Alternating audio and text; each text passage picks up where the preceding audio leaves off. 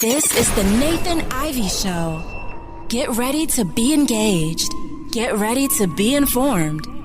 Get ready to be enraged by the man City Beat magazine called a talk radio rebel. And your host, now back to the show.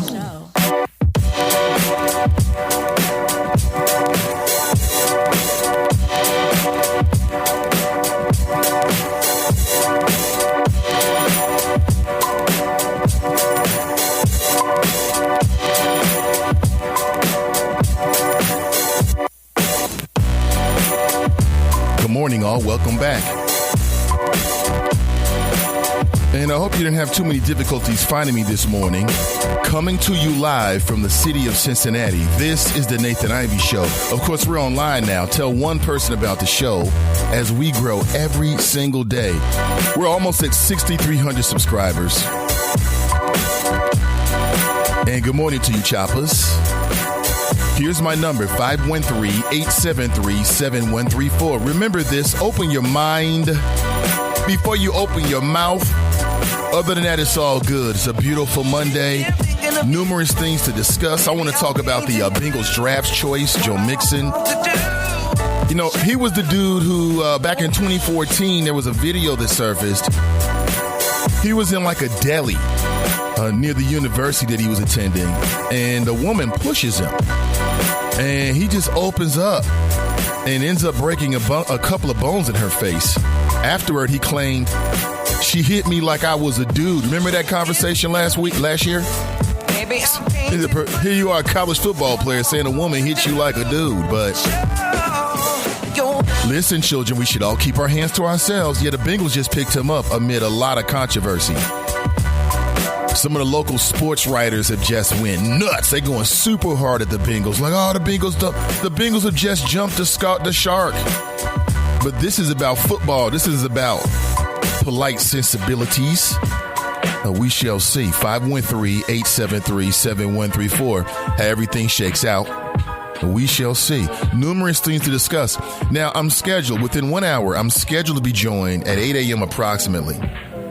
I am scheduled to be joined by Yvette Simpson. Yvette Simpson is running for mayor. Tomorrow is the May 2nd primary. Okay, tomorrow. I believe you can still vote early today over at the Hamilton County Board of Elections. And, of course, they're in Norwood now. Makes sense. Makes sense, right? Remember, there was a big conversation about when the Board of Elections decided they were going to move their home base, their headquarters, right, from downtown Cincinnati over to Norwood. It's a big conversation about it. And there are people who felt like the Republicans were playing games. They're just trying to make it more difficult for people to vote early. We'll see. We shall see. But there is numerous things that have happened since the last time we talked with Yvette Simpson, and I just can't wait to speak with her. You've got to make your decision. Of course, I spoke with Rob Richardson on, Thursday? And you can hear that interview in its entirety at my website right now, nathanivy.com. You can check it out. I'm sure it's been posted on my Facebook page or my Twitter page or all the pages, right? And we need as many opportunities to hear from the candidates as possible, I believe. As many. So you can leverage their responses and figure out how you feel about them. Who you want to vote for. You had a big decision. Who shall it be? Which two will move forward? We shall find out. And then, of course, after the primary, that's when city council is really going to heat up. It's really going to heat up. How many people got a chance to attend the Center for Closing the Health Gap? They had their annual outdoor event down at Washington Park, I believe, yesterday. I was not in attendance. Saturday was busy for me. And I don't know. I mean, I'm not going to say I caught an attitude about the fact that Dwight Tilley won't come on this show. It's not a full-blown attitude because I'm not in a position where I can catch an attitude like that. But it's certainly something that's still in my mind. Most certainly. But perhaps you got a chance to attend. I know it was rain delayed, and I'm not sure how many people showed up. Hopefully they had a great response. Again, we need people who are focused on closing the health gap. I wanted to go because I'll be honest with you. I wanted to see how political it was going to get. But again, I wasn't able to attend. Multiple things was happening on Saturday. At the top of that list was family time. And I know what you're thinking, Nate, you could do family time down at the Center for Closing the Health Gap. I could have, but I chose not to. That's just the end of the day right there. I could have, but I chose not to. But I am curious, though. I'm curious to see if all the super, super tough talk and, the pitchforks and all that stuff that Cranley was talking, that Tillery was talking, if the rhetoric continues. I don't know. What was the theme? Racism can kill you. That's true. Racism can kill you. Racism is killing people right now. It's true. It's very true. Let me go to Dwight Tillery's. Dwight Tillery. And of course, he's a very creative man. On Twitter, his Twitter handle is Tillery Dwight. It's the inverse. He's a very creative man. All right, so this is deep here. So let me see. We got March 16th. There's nothing on Tillery's page at all. Nothing. The last time that Dwight Tillery tweeted anything was on March 22nd. He didn't tweet anything in April. Why is that? Could it be the audit? Could it be that of the Center for Closing the Health Gap? It could be. I don't know. Again, I'm not the kind of guy to not say that I told you so. I'm not that kind of guy. I'm just curious. I was not there. I wish it was. I hope it was a great event for all people involved. What else happened over the weekend?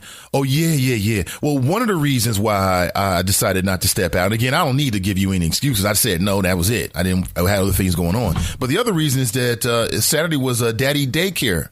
I'm not daddy daycare, daddy-daughter dance at my sister's school. And it was something that we were both excited about. And it's just so funny how time flies because my daughter is about to make that transition from her school. She attended Fairview Elementary School since she was in the kindergarten. We had to camp out to get her into that school. Man, 3 days? And I know some parents are like, 3 days, Nathan, that's nothing. We camped out for 15 days, bruh. 15 days, man. There were some people out there right before they changed the requirements for acceptance who literally were camping outside, ladies and gentlemen, for 2 weeks. Literally in the elements, and having done it myself, that's real. Like, you can't leave. Like, you can leave. But if you leave and try to come back, you're going to cause a problem. When my wife and I was doing it again, we were blessed to be in a position to have the kind of jobs where we could say, hey, we need some time off. And there weren't a whole lot of or any serious repercussions. Not everybody is in a position like that. So what do you do if you can't afford to take off? You can't afford to camp out, but yet you really care about your child's education. I don't know. Maybe the preschool promise in a few years will change all of those circumstances. And we won't just have 1 or 2 schools that everybody wants to get your kids in. 1 or 2 public schools. Could be. But we had an excellent time. I'll post some photographs in the Friends Who Like the Nathan Ivey Show later on in the day, or if I can remember, perhaps a couple days. But if you're interested, you may not be. But man, kindergarten was our first time. I'll never forget this. The first time I went to the daddy-daughter dance with little Buddha, she weeped all over me. She was weeping. At the end of the night, every single year at her school, during the daddy-daughter dance, they do like the last dance. It's the daddy and the daughter, and they play this like song just talking about daughters. It's just so damn emotional. God, it is so emotional. And little Buddha, like I'm 6'4" and change. So when I first went to the daddy-daughter dance with little Buddha, she was at my waist. And so I'm dancing with her, stooped all the way over. She's 5 years old at that point. That's 6 years ago. She's 11, about to be 12. Already on her way to Walnut Hills and is already engaged in some of the activities. I'll tell you about it. And it's just amazing. It's like over the years, every year she's gotten taller and taller. I'll say one thing about little Buddha. Little Buddha's a hell of a dancer. She gets it from her mother. She's a hell of a dancer. And I just love for her she goes running off with her friends. See, at first, So you can always tell the new daddies. The new daddies go super over the top. They're like over the top with all the dancing. They got all the dance. I mean, calm down, neophyte. Calm down. The old heads at the daddy-daughter dance, we got our phones. We know how the game is played. When you go to the daddy-daughter dance and your daughter's friends are there, she wants to be with her friends at least half of the time. And you are there to be at her beck and call. You better be available. She called me outside a couple times talking with the fellas. She did. She ran outside. But at this point, we got it. Like, there's certain dances, certain songs we have to dance to. And I already know. I just start walking toward the dance floor. And that happened a couple times on Saturday night. She's like, okay, he's coming. And there was one time she called me outside talking with men my age about things other than the daughter-daddy dance. But it was okay. She understood. See, I'm an old head now. See, I know what my job is. My job is to get there early, make sure I'm enthusiastic. We have a great time. We take all the photographs. And when she wants me, then I'm there. like any other relationship with a woman. You know how it is. But it was a good time, though, nonetheless. Just beautiful. All the fathers are there. I took some photographs. The fathers are outside. I got mad at one buster because he's outside smoking. I'm like, damn, nicotine head. You see all these damn kids out here? I don't want to smell your secondhand smoke at the daddy-daughter dance, man. Take your ass down the street. Damn, nicotine head. You out here smoking cigarettes in 2017, man? You might want to catch up on some of the literature about smoking, bro. The hell, these damn nicotine heads out here. But other than that, had a great time. Got a great time. Had an excellent time. And I'm looking forward to next year. But guess what? Now she's going to a new school. She's going to Walnut Hills. Guess what? I don't know if they do a daddy-daughter dance. But now, at least once a year, I've been programmed to go to a daddy-daughter dance. So what do? Maybe I'll go to the Cincinnati Herald's daddy-daughter dance. I did do that in January, I believe, every single year. I know a lot of brothers from the city that go with their daughter. Maybe that's our next step. But, oh, man, it's been 6 years. And she's grown. Like some of you folks who haven't seen Little Buddha, the next time we out and about, we run each other, you'll be amazed. She's almost as tall as my wife. And my wife is a very tall woman. She's a very tall woman. But enough of me, more of you. I know. Get to the chopper! I'm getting sick of him. I moved to replace Arnold. Oh! Get to the chopper! Can I get a hear on that? Hear. What else happened this weekend that brought a lot of joy to me? Oh, man, I spent a lot of family time yesterday. More family time than I anticipated because, just some other things I wanted to wanted to complete. Never got a chance to do it. Most of my day yesterday was more family time. What can I say? It's magical. It's me, the wifey, is my daughter, is my son. We're all in the house together, or maybe we're eating together, maybe we're viewing something on television, or we're otherwise engaged. It's beautiful. It's beautiful. Let me back up inside the chop shop here. How many people got a chance to watch any of the White House correspondence dinner? And, over the years, Barack Obama, I think, has been just hilarious in this. He's been so good. He's been so good. Barry, Obama was so good, being self-deprecating. He was so good at poking fun of himself or the world around him. He was great at that. And you remember last year he absolutely roasted Donald Trump while Donald Trump was in the audience, sitting right next to his wife, Melania. And I could tell as the crowd was erupting in laughter around Donald Trump. At that point, he was just a candidate. I could tell he didn't like it. And you could tell that the president really didn't like it because he decided that he was going to skip the White House correspondence dinner, which to me was a punk ass move. Straight up. Straight with no chaser. That was a punk ass move. And let me tell you why. Because Donald Trump was the same man who chased Obama around the nation for years, trolling him with critiques and calls for his birth certificate. He trolled the Obama administration for years about this. He was walking that high wire act between profane and profound, only with Donald Trump on that particular issue, it was between racism and rhetoric. It was very racist what he was doing. And Obama stood tall. He ignored it when he felt like ignored it, and he responded when he felt like responding. Matter of fact, if you remember correctly, Donald Trump even got competitive. He said, listen, everybody wants to see my tax returns. I'll release my tax returns when Barack Obama releases his birth certificate. And when the White House released Barack Obama's birth certificate, Donald Trump to this day still has not released his tax returns. He's a damn liar. He is the president. The position deserves respect. But Donald Trump is a very untrustworthy individual. I would never take anything that he says out of his mouth for the gospel, ever. Never, ever. But let's just think about that for a second. So Donald Trump, who loves to call names, Crooked Hillary, Pocahontas, he loves to call names. He can't take it? I hate those kind of men. I hate weak-ass men. You want to dish it out, but you can't take it? I hate those kind of people.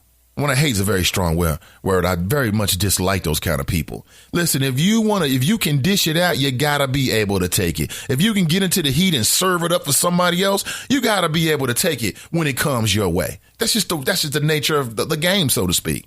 But Trump wanted to have his own personal, Trump is very, very narcissistic. And he loves it when the crowd is calling his name. He loves it. And so this weekend just shows, again, the differences between the current president and the former president. At the very least, Obama was willing to stand up and face the press. He wasn't perfect. No, the press didn't love him. He just made more sense than Donald Trump. His administration didn't lie as much as Donald Trump. Just straight up lies to your face. But how many people got a chance to actually view any of it? If you miss any of it, of course, I have compiled the most compelling audio from over the weekend, which includes a package of different clips from the White House Correspondents' Dinner. And you got to check it out. It was, for a man of my particular taste, it was exactly what we need to hear. Hassan Minhaj, no relation to Nicki. And as I understand, he was your host. As I understand, and I kind of recall him, he was on The Daily Show with Jon Stewart, I believe. Or maybe, The Daily Show. And I believe I've seen him before. I thought he did an excellent job roasting Donald Trump. Like I said, Donald Trump made his name roasting the black guy, Barack Obama. And for anybody out there listening who believes that racism didn't play a part on why Donald Trump was able to get support for that nonsense, we want to see his birth certificate. Let me get this straight. You think this country bent the rules for the black guy? When in the hell has this country ever did that? It was preposterous. You think that the United States, the powers that be, all the different levels, you think that they decided, you know what? It's time for a black president. Yeah. We know he's not an American, but damn it, we want a black president. Who could ever think that something like that could happen in this country? It's ridiculous. But it also underscores the absolute complete denial that Donald Trump supporters are in. But enough of me. Let's listen in to young Hassan Minhaj. It's a hell of a last name. Check this out. Play him tic-tac-toe. The longer you keep him distracted, the longer we're not at war with North Korea. Every time Donald Trump goes golfing, the headline should read, Trump golfing, apocalypse delayed, take the W. This is great. I love this. Even if you guys groan, I've already hired Kellyanne Conway. She's going to go on TV on Monday and tell everybody I killed. So it really doesn't matter. But I love that everybody's drinking, having a good time. This is beautiful. You know Donald Trump doesn't drink, right? Does not touch alcohol, which is oddly respectable. But think about that. That means every statement, every interview, every tweet completely sober. How is that possible? We've all had that excuse, haven't we? Be like, I said what? No, listen, babe, I swear to you, I was hammered. That's not who I really am. What does Donald Trump tell Melania? Listen, babe, last year on that bus with Billy Bush, that's exactly who I am. He tweets at 3 a.m. sober.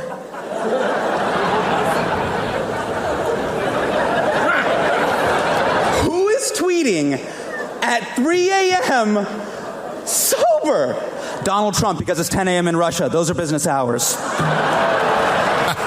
I love it. You know, I'm loving all of this. Now that a professional wrestler is our president,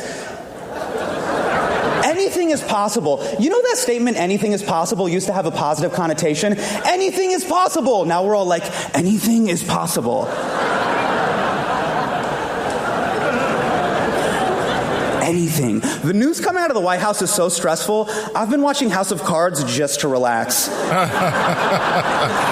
Just like, oh man, a congressman pushed a journalist in front of a moving train? That's quaint.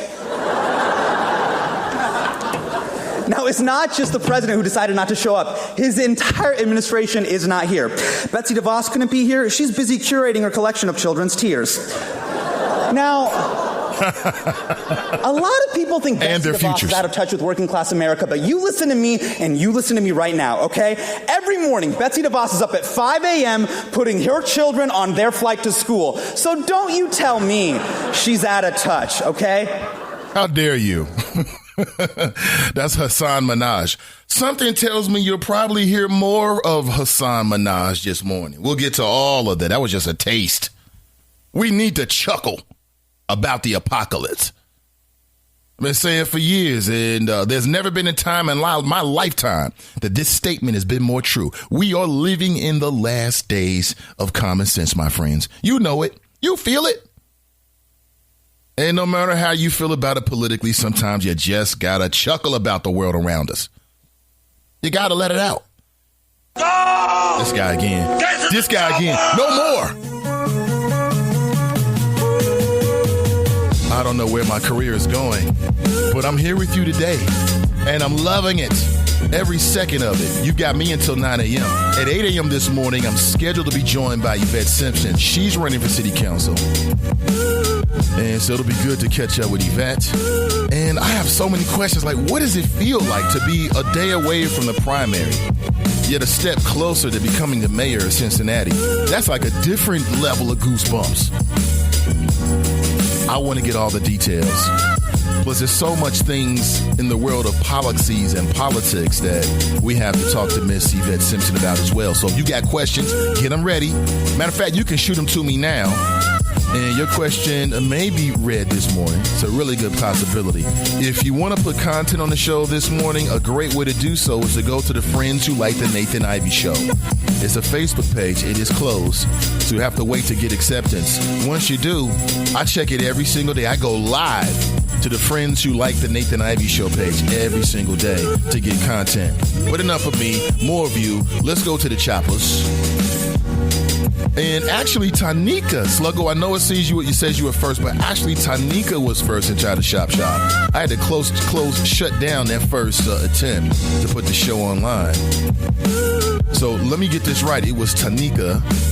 And I know she was first. I can't remember who was second. Followed by Sluggo. Sluggo writes, good morning, everyone. Tanika writes, good morning, Nate and the Choppers. And Kelly writes, good morning. If I'm remiss, if I've got that wrong, I apologize. But good to see you. Good to see everyone. Lots to discuss. If you watch the NFL draft and you live in the city of Cincinnati, or you're a Cincinnati Bengals fan, I want to know how you feel about the fact that the Bengals have drafted Joe Mixon. Joe Mixon was supposed to be like a really, really, really sought-after NFL running back, right? But back in 2014, he punched a woman at a sandwich shop near the University of Oklahoma's campus. I saw the video. We discussed it last year. Matter of fact, you can go back and listen to that podcast. The title of it is quote or quotation mark. It felt like a dude hit me, in quotation marks, because that's what he said in his interview. He said he felt like a dude hit him. Wait a minute. You an LSU running back. Some little woman pushes you and you break her jaw with a two-piece? I can't remember. That was 2014. And he broke several bones in her face. And the week before the draft, the two settled for an undisclosed amount of money in her civil lawsuit after a judge dismissed several of her counts. Mixon also accepted a plea deal to his misdemeanor charge, and he received a year of community service and counseling. Now, is this just another example of an NFL team that's willing to overlook the bad behavior of a potential prospect, right? A draft prospect that could help the team? You tell me. What I don't understand is, if I'm out and about, man, woman, whatever, as long as they're an adult, and they put their hands on me first, and I react, how is it that Joe Mixon is the only one that gets charged? Why wasn't this young woman charged? So, for instance, if Joe Mixon had just pushed her, he could have been charged for just that. Maybe it's the complicated and often unfair world of athletes and white female co-eds. Maybe it's just the complicated and unfair world of the way our justice system works. Whatever the case may be, I want to talk about it. I'm live, I'm local, and I'm vocal. This is the Nathan Ivey Show, and we'll be right back. With the Bloomberg Urban Report, I'm Donna Wilson. Lots of economic news on the calendar this week, but investors will be focused on Friday's monthly jobs report. Economists predict the report will show 190,000 jobs were added in April, and the national jobless rate will climb to 4.6%. The black jobless rate currently stands at 8%. The Jackie Robinson Museum is a step closer to becoming a reality. The 18,000 square foot space will honor the late baseball legend and pioneer in the civil rights movement. The Jackie Robinson Foundation has secured half of the $42 million in funding for the museum, which is expected to open in 2019 in New York City. And Mother's Day spending is expected to be on the rise this year. The National Retail Federation estimates Americans will spend more than $23.5 million this Mother's Day. That's the highest in the survey's history. IT orchestration stories from CDW. A medical clinic needs to provide patients with internet access without compromising their security. But something's holding them back. Their network. So CDW orchestrated a Cisco digital network architecture solution that manages access to secure and guest networks, keeps patient information confidential, and reduces the risk of cyber threats. Security transformation by Cisco. IT orchestration by CDW. Learn more at cdw.com/Cisco. CDW. People who get it. ADT presents What to Consider When Considering Home Security. An ADT sign is more than a sign. It's a line in the sand. On one side, your family. On the other, an uncertain world. For over 140 years, more people have chosen ADT to help prevent crime than anyone else. Get ADT starting at just $28.99 a month. Tested, trusted, proven ADT. With 36-month contract for licensing and terms and conditions, visit ADT.com. That's your Bloomberg Urban Report. I'm Donna Wilson. Tired of searching online? 3linkdirectory.com has handpicked tens of thousands of quality links, so you don't have to spend hours searching. Find the best internet links on 3Link Directory. Visit 3linkdirectory.com now.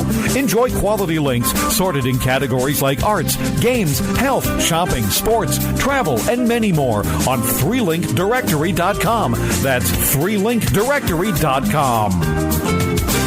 Listening to the Nathan Ivey Show. One man, one microphone, one mission. Now let's get back to the flow.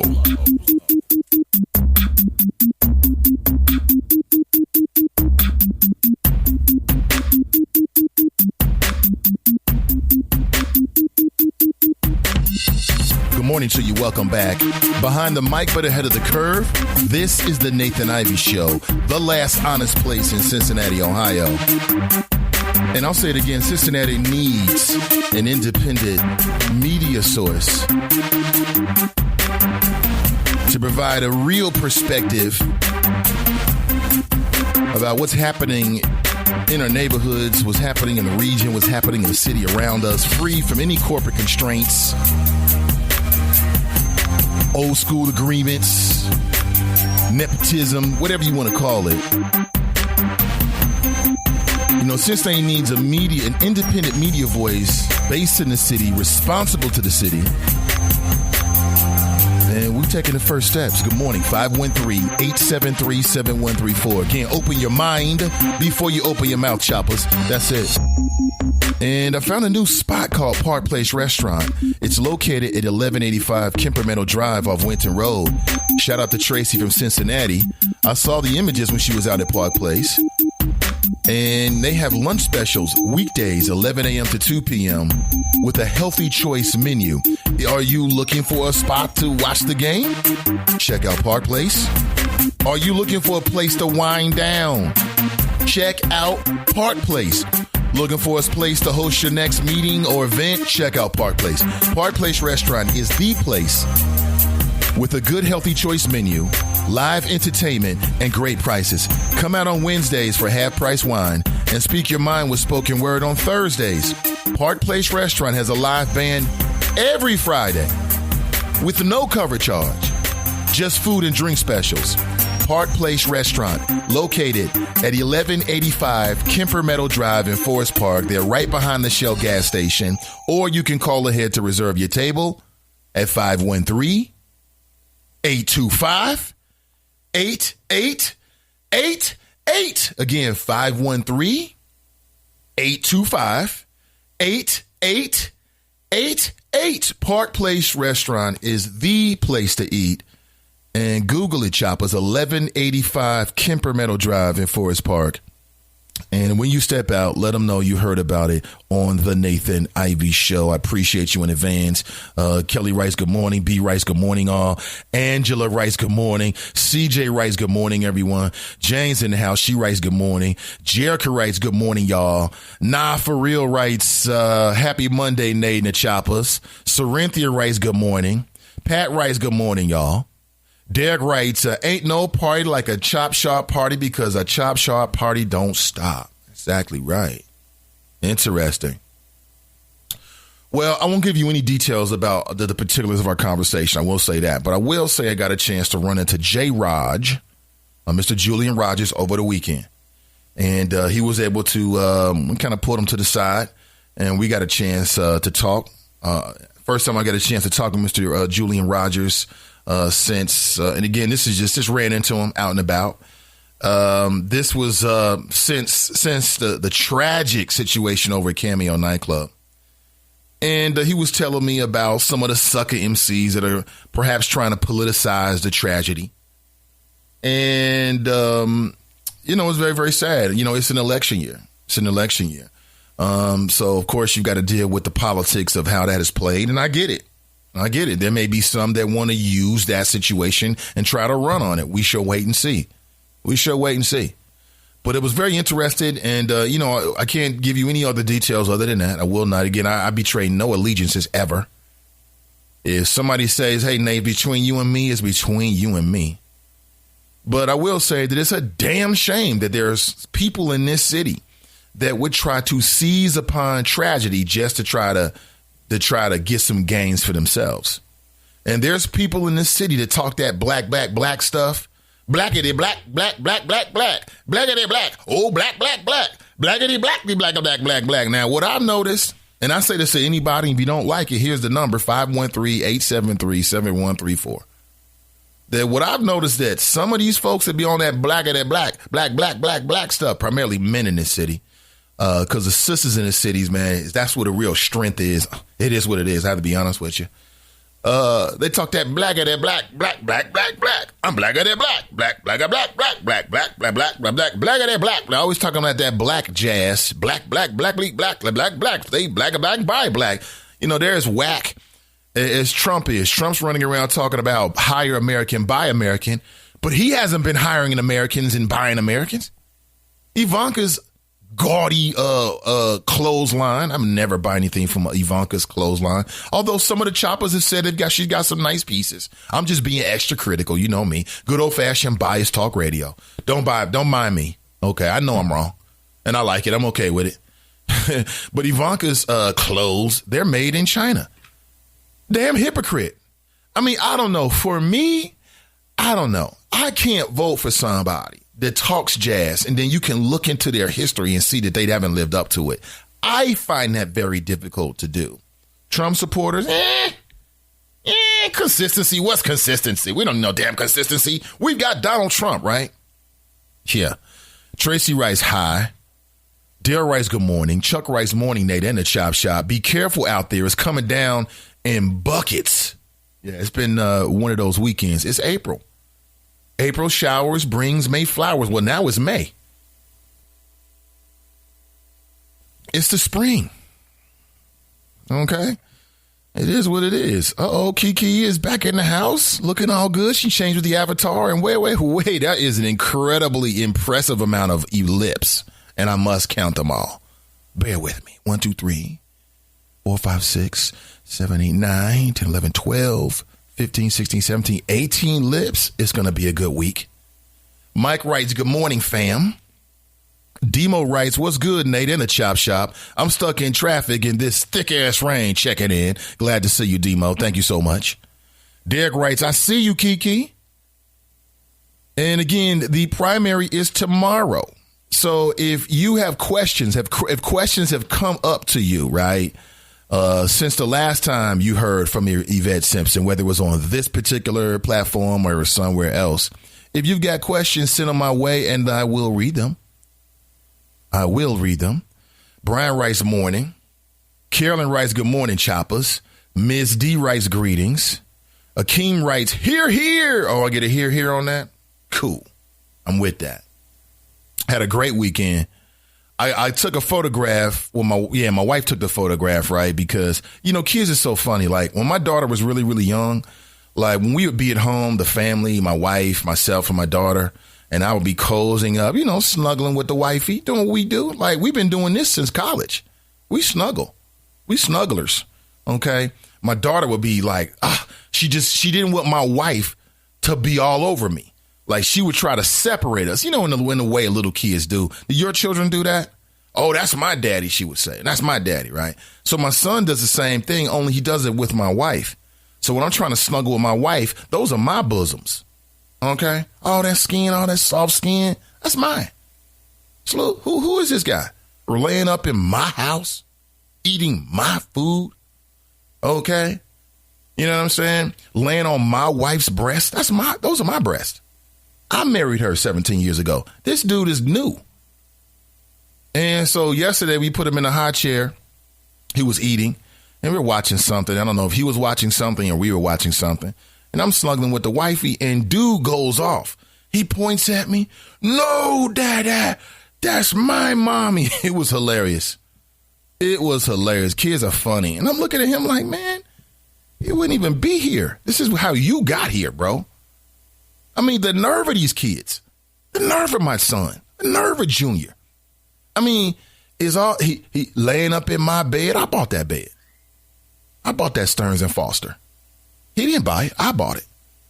Okay. Laying up in the bed, all on the breast. I mean, all over the breast. I mean, wait. And I just go for it because he's son. And now I can't even snuggle with the wifey. The burdens of a father never end. What can you do? What can you do? He's like, no. I mean, you should have seen his face. He's like, no, Daddy. Pointed at me. And then he took his little cup and he threw it over at me because I'm snuggling with his wife. The hell? No, that's your mom, my wife, son. That's how that works.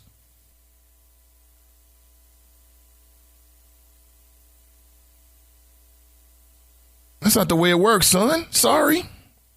Carolyn writes, good morning, choppers. Miss D writes, greetings. Akeem writes, here. Jennifer writes, good morning, all. Akeem writes, anybody watch the Rodney King story on Netflix? No, I did not. But thanks for telling me. Can't we all just get along? No. Akeem writes, did any choppers get married this weekend? LOL. Where's he going with that? I don't know. Nicole writes, good morning. Craig writes, what's up, Nate? The Conscious Son writes, didn't know it was a Rodney King on story on Netflix. I will definitely check it out. Rhonda writes, good morning, beautiful people in the chop shop. Kush writes, good morning, choppers. Jennifer writes, Trump is so weak, his ego just reflects his self-loathing. Weak. Angela writes, Spreaker is remixing, I see. Oh, no. Pat writes, I saw the White House Correspondents' Dinner. Hassan Minaj was very funny. Yeah, he was. He killed it. And I don't know why I'm liking it. Maybe I'm liking it because I'm not a Donald Trump supporter. And I'm taking some selfish and immature pleasure out of seeing somebody in a very intelligent way and using comedy expose some of the hypocrisies, lies, inconsistencies, and quite frankly, straight up dangers of the Trump administration. All that could be true. And it probably is true. I admit it. I admit it. See, Akeem writes, my stack mode consists of multiple Netflix weekends with rose bearers. We'll definitely keep the choppers up on the latest and greatest in films. Don't forget that upcoming movie Overlord starring Jovan Adipo. I haven't heard the movie Overlord. Daryl writes, Trump doesn't drink alcohol, but his attitude is resemblant of a drunken idiot. Shaking my head. Oh, no.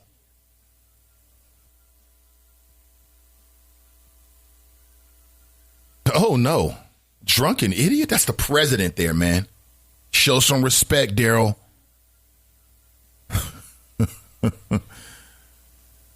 Jerica writes, Jerica was initially second, followed by Angela. Thank you for saying that, Jerica. I appreciate that. Pam writes, good morning. KC writes, good morning, all. Nicole writes, did Merrick Cranley ever come on the show? If he hasn't, it speaks volumes on how many votes he takes for granted. I really hope the voters make a profound statement against Cranley tomorrow, but we will see. No, he has not. Now, in his defense, I reached out to his folks, maybe last week before last. So a couple weeks ago, as we saw this coming from, I reached out a couple weeks ago and then reached out last week. So we shall see. Perhaps tomorrow, not today. I have nothing scheduled for today. And I think it does speak volumes. I think it does. There's no other way to take it. KC writes, we have a super passionate draft prospect who had a very powerful speech in regards of his grandmother who passed and how he is motivated to excel. Oh, down for the Atlanta Falcons? Again, I'm not the biggest fan of the NFL draft. I really, I usually catch it like afterward. Number one, it's just too long.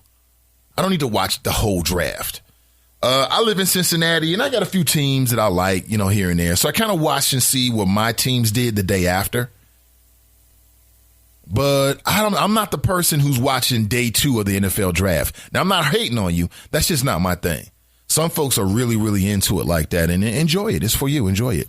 Rhonda writes, that young lady put her hands on him twice before he responded. So I'm sorry. I feel like he should have not got charged. At what point does it become self-defense? I tell young ladies all the time, the best way not to get hit by a man, in most cases,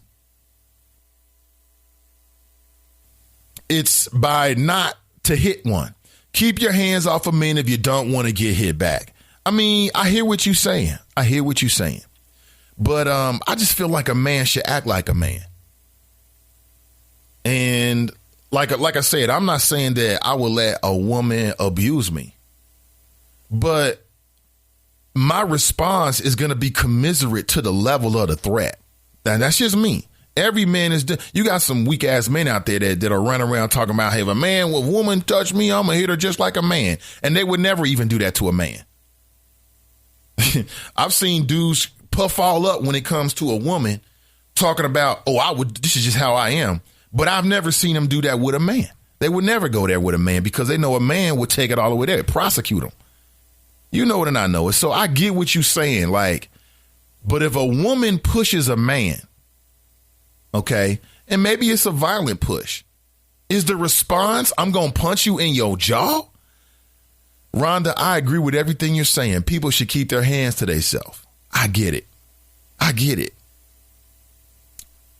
But if you're Joe Mixon, and here you're a star running back, and you work out every single day, you're in great shape. You're a highly trained athlete. This little woman pushing you might have enraged you. It might have made you upset or whatever. But to punch her in the jaw, and you're running back for the University of Oklahoma, okay, the Oklahoma Sooners, you've got too much to lose. That's the other thing about it. You know, Joe Mixon lost about $25 million in guaranteed money because he struck that woman. So that's what I'm saying. I know in that moment, it was kind of like, oh, well, she hit me, I'm going to go hit her. I get it. But that cost him $25 million, somewhere in that range. That cost him somewhere in the range of $25 million. I read in Forbes magazine this morning about Joe Mixon. So you telling me that was worth it? It wasn't worth it on no levels. On no levels. He should have walked away, or perhaps, okay, you call the police. It's assault. You go through the legal system, but he just opened up and just hit her. Now, to his defense, in these days and times, and to what Rhonda's saying, you never know what someone's intentions are. Male, female, white, black, young, old, rich, poor. It makes no difference these days because you can't take anything for granted. You can't take anything for granted.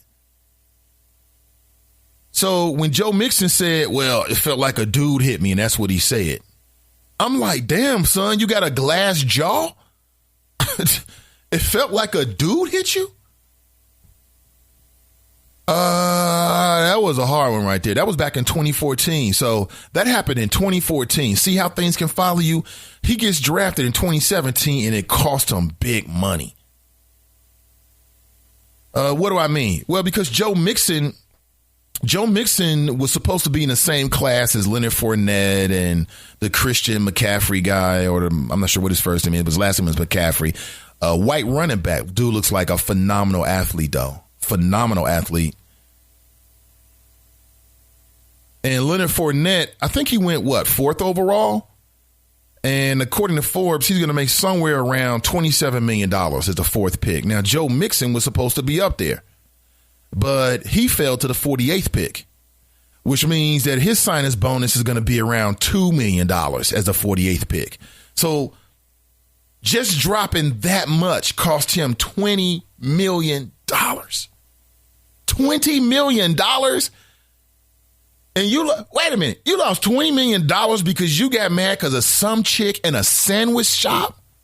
There's just no way. There's just no way I'm going out like that. That is amazing. And see, that's why the Bengals picked him up. The Bengals picked him up because he was damaged property, because they could get a great running back potentially. You never know until they actually put the uniform on and actually play in the NFL. But they can get a highly trained, talented running back for the low. And then we'll go through this whole, that's what I don't want to go through. The whole paternalistic, I've learned my lesson. I mean, I can hear Joe Mixon now. He's going to do all the local sports shows, the local podcasts, and they're going to ask him the same question. Are you better now? Did you learn your lesson? What did you learn out of losing $20 million? I mean, it's going to be so damn paternalistic. Like, he's a little kid. They got to watch him. I mean, why don't we just put a little ankle bracelet on him? We can monitor his behavior while he's here in the city of Cincinnati. That's what I don't want to hear. All the paternalism. Oh, we're going to look after you. You made a mistake, but you can try hard to overcome it. We all make mistakes. Big deal. That was a $20 million mistake, though. That is deep. Definitely deep. Lawrence writes, good morning, Choppers. Dale writes, Christopher Gilligan Smitherman, I know is the top of that list without naming names. Well, without naming any names. Christopher Gilligan Smitherman? I mean, listen, I don't have anything against Mr. Smitherman at all. I have nothing against that man. He may think I have something against him. He probably doesn't. Smitherman's not thinking about me at all. At all. Trust me. I'm the last person in the world he's thinking about. But as we get ready for city council, it does beg the question, what is Mr. Smitherman going to run on? You've been on council for 4 years. What have you done for 4 years, Mr. Smitherman? That is a completely legitimate question, and I'll tell you why. Because in a lot of ways, Christopher Smitherman was that member of city council that was going on radio stations. He was on 700 in heavy rotation.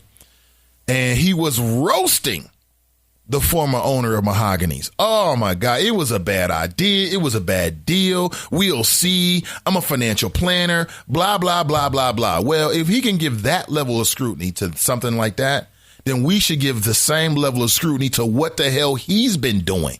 I mean, other than running on 700 WLW and acting like a good little boy. And again, this is just my personal theory. I could be completely wrong about this.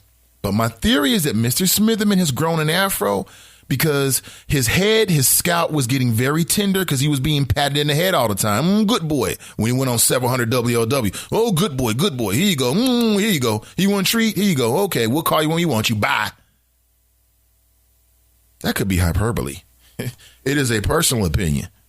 It could be. It's a theory. I don't know. It's a theory. Who's really rocking a fro these days? All right. That means we're going to the summertime. It's hot. Oh my God. And I heard they had this ridiculous meeting on Monday it's just ridiculous. I mean, if Mr. Julian Rogers has already backed away from the license for that establishment, why are we having hearings and getting the public's input on it? It doesn't make any sense. It seems all politically motivated to me. To me, it seems that way. Clue Magic writes, good morning, Nate. Jill writes, good morning. Fame writes, good morning, Nate and the Choppers. I'm late and I apologize. Glad to see you, Fame. Glad to see you, Jill. Clue Magic. KC writes, super heavy rain here in Atlanta, too. What? Deanna writes, good morning for the second time. Thank you so much for coming back into the Chop Shop, Deanna. B writes, dear Yvette, what is, in your opinion, the single greatest opportunity for improvement in the city? All right, there it is. There it is. That's the first question. I will make sure I read that question. KC writes, LOL at Junior. Ain't that something else? Wait till listen, some of you, my wife's on Facebook. Some of you may know who she is and be friendly with her. She posted it yesterday. Junior was upset because I'm snuggling with the woman that I married 17 years ago. Who in the hell does he think he is? No, Daddy. My mama, he said over and over. No, Daddy, pointed his little finger. It was cute. And I mean, how dare Junior act like that with me? I let him lay in my Stearns and Foster. He laying up on my bosoms, drinking milk. It gets refrigerated in my refrigerator. How dare he? But to the phones we go. Good morning, caller. How are you? Good morning, caller. How are you? Hello. Oh, I'm sorry. This is Yvette. How are you? Hey, Yvette. What's going on? I heard bosom and milk, and I got all thought I was on a different station. So I just wanted to make sure I was calling the first place. I was telling the story about my son. Did he just say bosom and milk? Yeah. That is a bad combination. Nathan. That's a hell of a combination early in the morning. Good morning, Yvette. It is. And I'm like, wait a minute. Am I the next caller after that? Well, this will give you the story. No. My son this weekend, I was chilling with my wife. We were like spending some time together on the couch. We were snuggling. You know, she's busy, I'm busy. We got to take these opportunities. My son went crazy. He's pointing at me. No, that's my mommy. You know, he doesn't like it when I'm snuggling with my wife. So these kids out here, you got to watch them.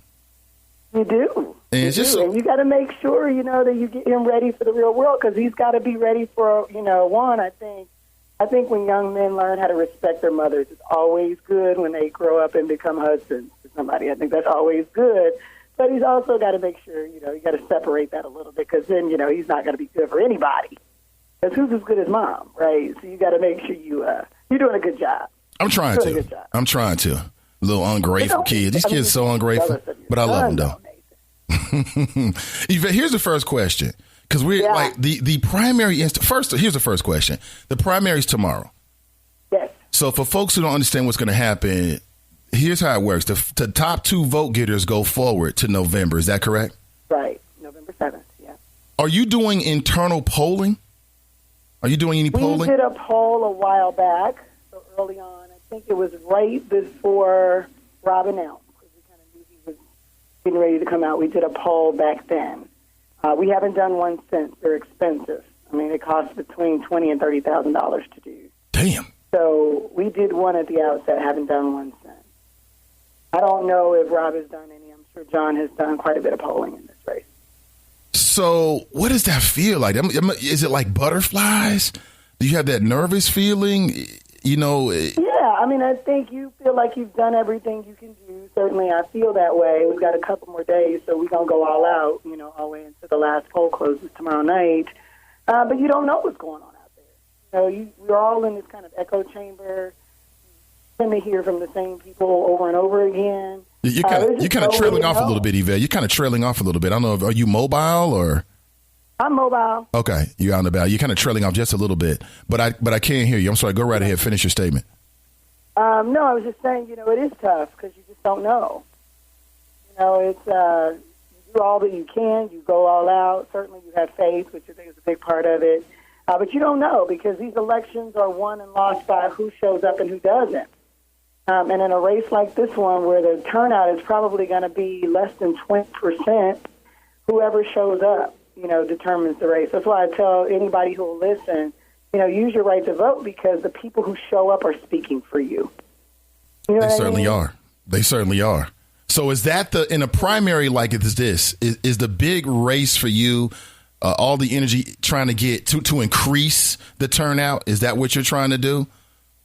It's hard to increase turnout. You're trying to get people who should show up to show up. So other people who are registered, you're saying, get out there. There's a different distinction that I think was a part of Rob's strategy early on, which was to create new voters. That's harder to do. Once you get to this point of the election, you're past persuasion. Like you're past, hey, I'm Yvette, I hope you vote for me. You're trying to get the people support you to show up. So, yeah, you're in GOTV mode, but not creating new voters, but among people who are already voting, getting your folks to show up is really, really important at this stage. And so we spent a lot of time over the weekend with the people that we knew, hitting doors in communities that are strong for us, our base, saying, hey, you're voting. Have you voted? You voted yet? The Board of Elections is open. Make sure you vote. Did you tell your friends to vote, your cousin voting? And just trying to get people to show up at this point. And we'll do that today and we'll do that tomorrow as well. Yvette Simpson is my guest. B writes, Dear Yvette, what is, in your opinion, the single greatest opportunity for improvement in the city? It's kind of a combination of things. Like, I think everything centers on place and where you live. So for me, the biggest opportunity for us to make a dent in this city is to improve neighborhoods and where people live. And that includes safety, right? Making our neighborhoods places where people feel safe, making our neighborhoods places where people want to live. Vacancy is always a drag. Fixing broken windows, taking care of people in communities. So for me, neighborhoods are the centerpiece of everything we do because that's like where that's the heart and soul of our city. But that wraps in a lot of issues, right? Right now, poverty is big. People are talking about poverty a lot. I keep telling people we've been in a war on poverty for 5 decades and we're losing. So we really need to look at this issue a little differently. And it's not by saying the word poverty over and over and over again do you fix poverty, but there's some real root causes we got to deal with once and for all. So if you ask people, our poll, we asked people what the 3 most important issues were for them. It was jobs, safety, and neighborhoods. And I think for anybody who's in public service, you've got to pay attention to those 3 issues first and foremost. But for us, we're centering everything around neighborhoods just because, people live there, and it's been a long time since we've invested in our communities, especially our communities of color where Black people live. We have not put a lot of money and resources in areas on that side of town. So, and again, that goes back to, kind of ties back into my question, and you mentioned it earlier, speaking with Yvette Simpson, you said that we're losing the war on poverty. Why are we losing, in your opinion, the war on poverty here in the city of Cincinnati? Well, we got a real infrastructure problem. I mean, everybody's talking about the fact that we're second in the nation in childhood poverty. That's critical, right? But what's more critical than that is only 5% of people get out of poverty in a generation. So we're chasing an uphill battle. In 1 year, your poverty rate may go from 43% to 54% and then go back down again. And here's the critical issue. We've got an issue with generational poverty. If only 5% of people who are born in poverty will grow up to be out of poverty and have kids who are out of poverty. So we got an infrastructure issue, right? One, people all live together. All poor people live together. We got a ghetto issue, right? So whenever you, and I say that in the kindest words, growing up in a community that was similar to that, right? So we've got to make sure people live in places where there's opportunity. We got to make sure that people have access to jobs. We have to make sure we deal with those critical issues that keep people from working in the first place. You know, we got to deal with this cliff effect, which is, okay, so I'm not working and then I go get my job and then I lose my benefits. So now I can't afford, I'm making less than I was when I wasn't working. So I think we got this institutional issue. I focus a lot on kids because I think it's easier to build strong children than to fix broken men. And I think every day we don't do that work, we lose a generation. I do think families are critical. They're very, very important, and we need to strengthen families, too. So we've got an infrastructure issue here in Cincinnati, especially when you look to a city like Pittsburgh that's similar like ours in size, has similar demographics. They're getting people out in a generation twice the rate. So 10% of their folks who are born in poverty grow up out of poverty and don't have kids who go back into poverty. So we just got a wicked cycle, and I think it's all of those things that we already know are a challenge, but we're not hitting enough of them at the same time to get people out. So, you can, like, I grew up in extreme poverty. Neither of my parents, my grandmother raised me. We had all of those critical issues. My dad was addicted to crack cocaine in the middle of the crack cocaine epidemic. My mother mentally ill. Just all those issues that really pound on you. And even though I was in an area where I had a great education, we still had so many challenges. Just getting to school was an issue, So people say, well, the preschool promise is going to solve all of our issues. It's part of it, having a great, early childhood experience. But if a kid's not eating, they can't learn. And if a kid hears gunshots and stays up all night because it's like a war zone in their community, they're not going to be ready for school. So I think the key, and this is one of the things we're going to try to work on with CPS, it's called Great Neighborhoods, Great Schools. We're going to endeavor to, CPS, you take care of everything that happens during the school day. And we're going to be strategic to make sure that we take care of everything that happens outside of the school day. So we're going to make sure kids are ready to learn when they show up on day one. And the city technically does control just about everything that happens after that kid walks out that door, and that school door, and before they get in. So we're going to partner as much as we can to try to stabilize as many of these issues in our families that keep our kids from moving forward. Yvette Simpson is my guest. Yvette, on this conversation, I'm going to go heavy to the listeners. A lot of folks have questions. I'll let their questions sort of dominate things. Pat writes, I'm on the fence between Yvette and Rob. I have seen all of the debates and still can't decide. Please ask Yvette why she should get my vote. Well, a couple things. One, experience matters, right? So I think we've learned what it's like to have somebody in the seat who doesn't understand the job. And I mean this with all due respect. I've known Rob since law school. He's a good guy. But he doesn't know the first thing about running a city. He just doesn't know it.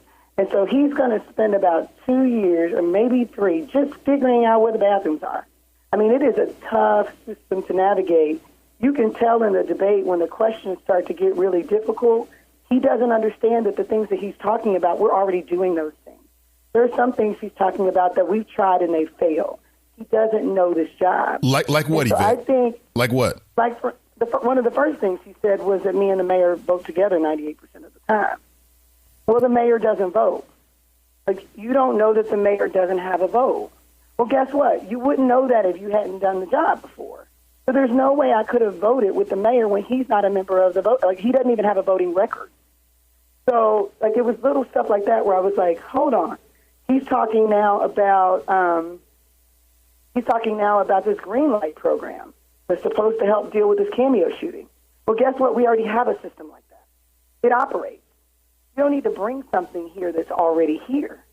So, he continues to say they haven't done anything on that, or I'm doing this thing. And experience matters.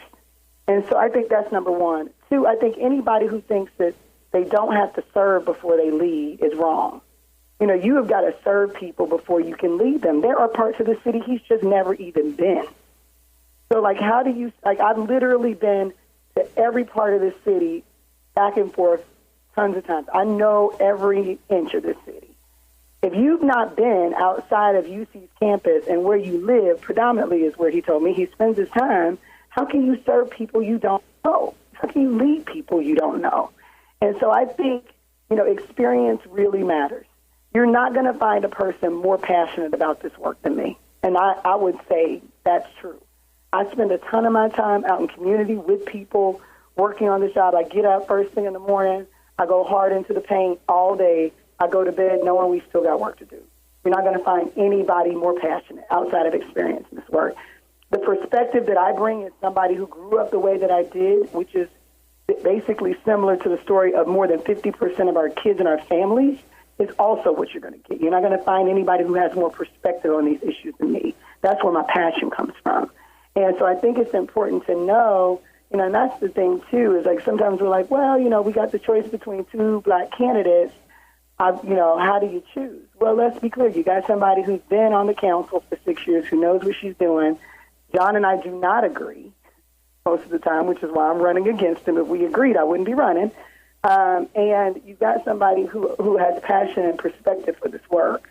You're not going to have to train me on the job. I understand the job very well. So that's what I would tell your listeners.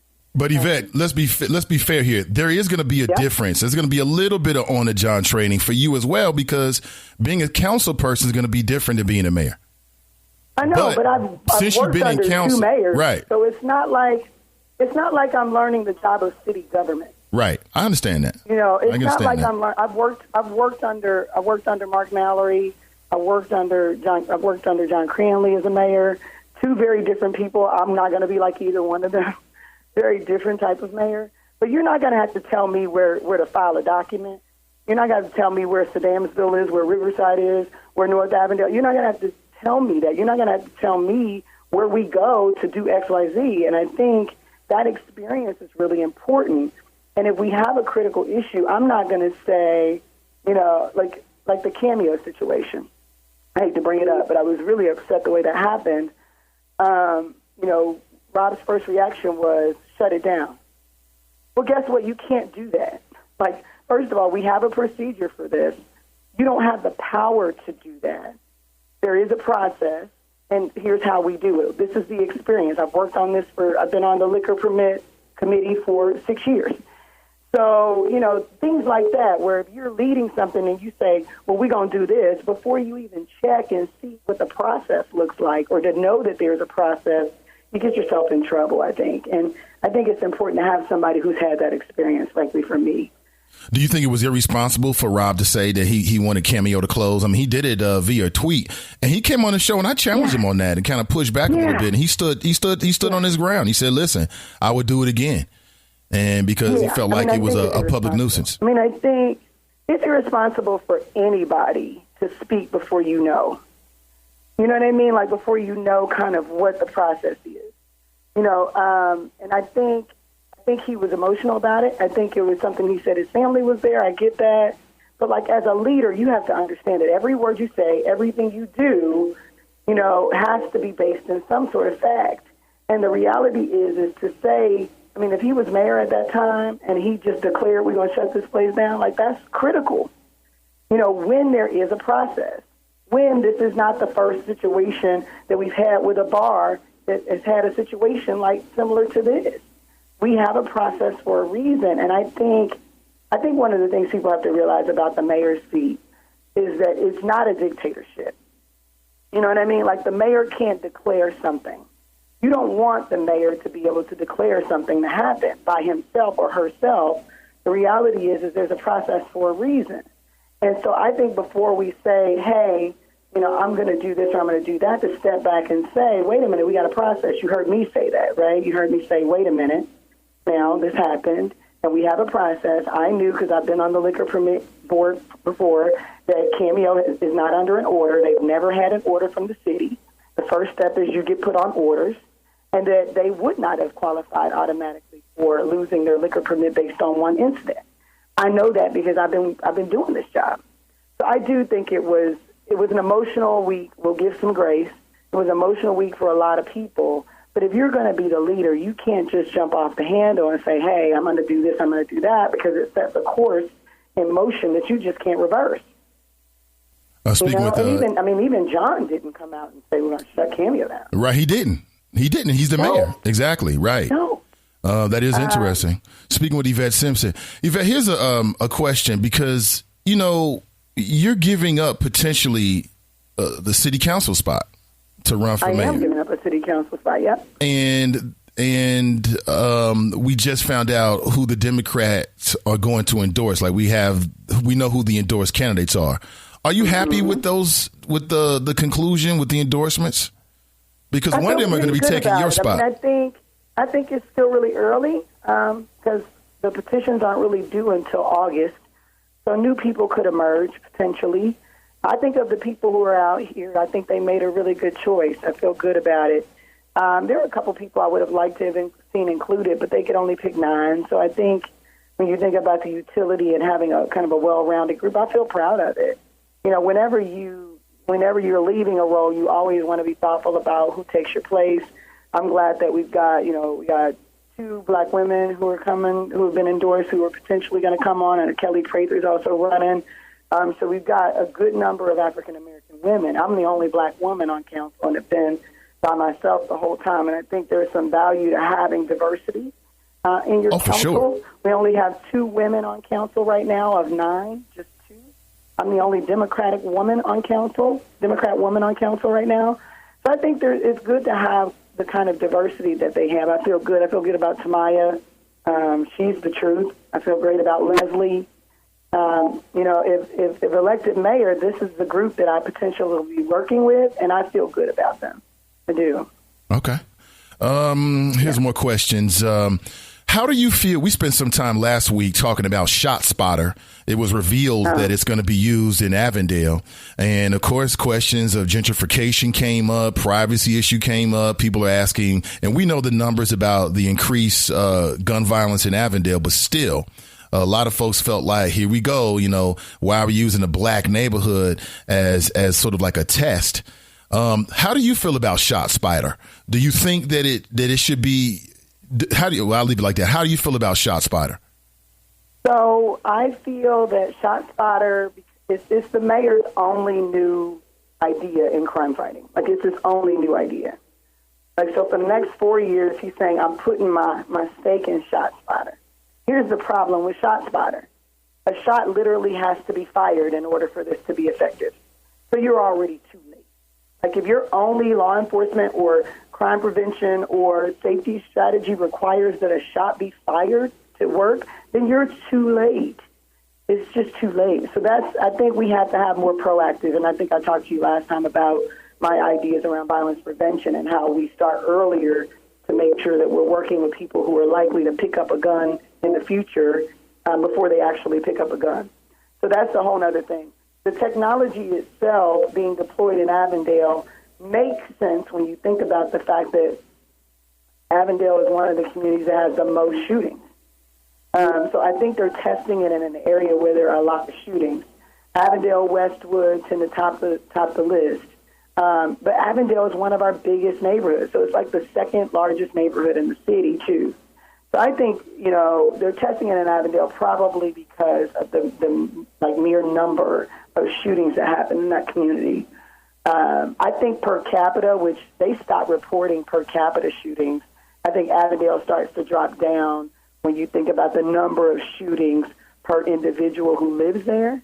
But that's a whole nother point. I think if you're going to deploy a strategy like this, you want to see it in places where there are a lot of shootings that are occurring. So Avondale or Westwood would probably be there are 2 largest neighborhoods. So that makes sense to me. I just don't support the idea that our only strategy requires we're actually chasing a bullet. Right. You're showing up late. Right. That was one of my concerns as I was breaking it down last week. One, you're there late, even though you're going to get there theoretically, scientifically a little bit faster because you don't need someone to call 911. You're still showing up after the fact. We should be investing. Right. We should be investing, and maybe it's a multi-pronged approach. I'm just wondering how much investments are we making in trying to get them while they're young, and try to teach people another way in terms of conflict resolution and other issues, so they don't feel like they have to solve every conflict with a firearm. Your girl breaks up with you on Facebook, you want to kill the guy she's with. Or even if it's something to do with the drug game, there might be some other ways of dealing with that. The other thing is that privacy issues, like, I don't know. It's technology. So if you devise a plan, human beings will figure a way around it. And so let's say Shotspotter says that there was a shot fired on some street in Avondale. Authorities show up, but there's no one there. So what do they do then? Do they just go home? Do they start canvassing the neighborhood? Do they start stopping people? Do they search cars? I mean, it seems like it could open the door to privacy issues as well. So I'm very curious to see if it's going to be a positive thing for the city, or will it just cause more issues? We've been here before, too. So, the question we have to ask is, so what is going to be the response, right? Are we going to go back into this, vortex-like aggressive enforcement strategy where, you have all these officers that swarm into an area and start, stopping and frisking people, checking people, all of that? I mean, I think we've been there before, and I don't think that's a good strategy.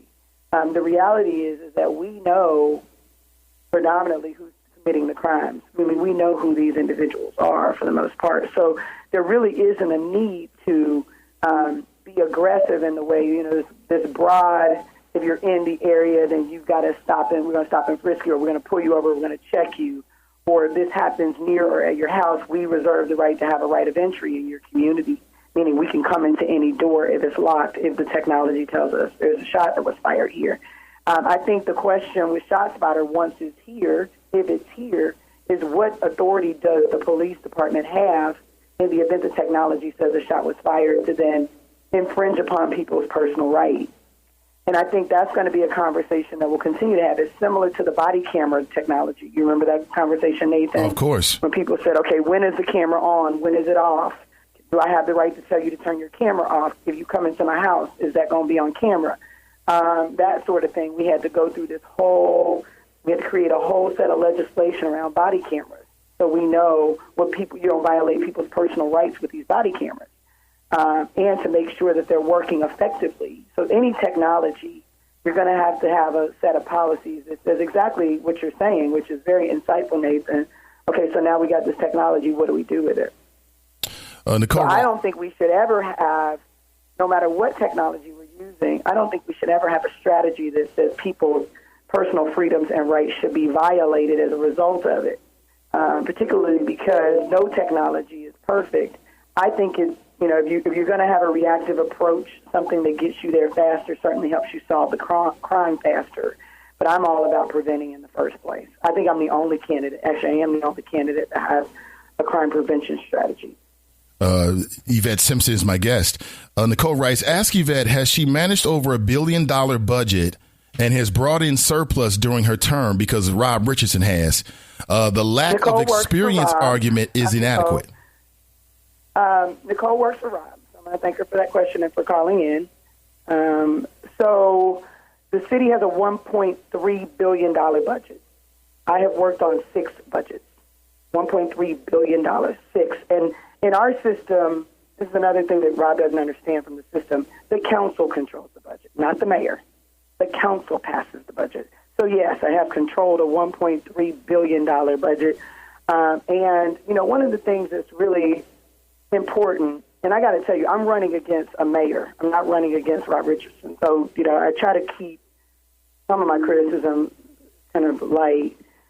What Rob doesn't understand and what John doesn't understand is that accountability is important. People want to rewrite history and pretend like the decisions that they make don't impact people. So at the first NAACP debate, I said, I'm the only candidate who wasn't the mayor when a black man was shot by police. Everybody said that was so low and so underhanded, but it's true. The reality is that John was in charge of law and public safety when Timothy Thomas was shot, was in charge of the meeting when folks later hit the streets and the riot started. Rob Richardson hired Chief Goodrich, the police chief who brought in he hired Ray Tenzing and approved the aggressive law enforcement strategy that led to the death of Sam DeBose. In the debate, when I brought that up, he said that I was playing politics with people's lives. And I said, no, I'm not. I said, the reality is when you're in charge, you have to take responsibility for when things go wrong. And all I want is for him to do that and for John to do that and not say, well, look, the collaborative and all that. But before that, you were in charge. So if I'm in charge and bad things happen, I take responsibility for that. And I think any leader who's not willing to take responsibility for the after effects of decisions that they make, they're not ready to be in charge, period.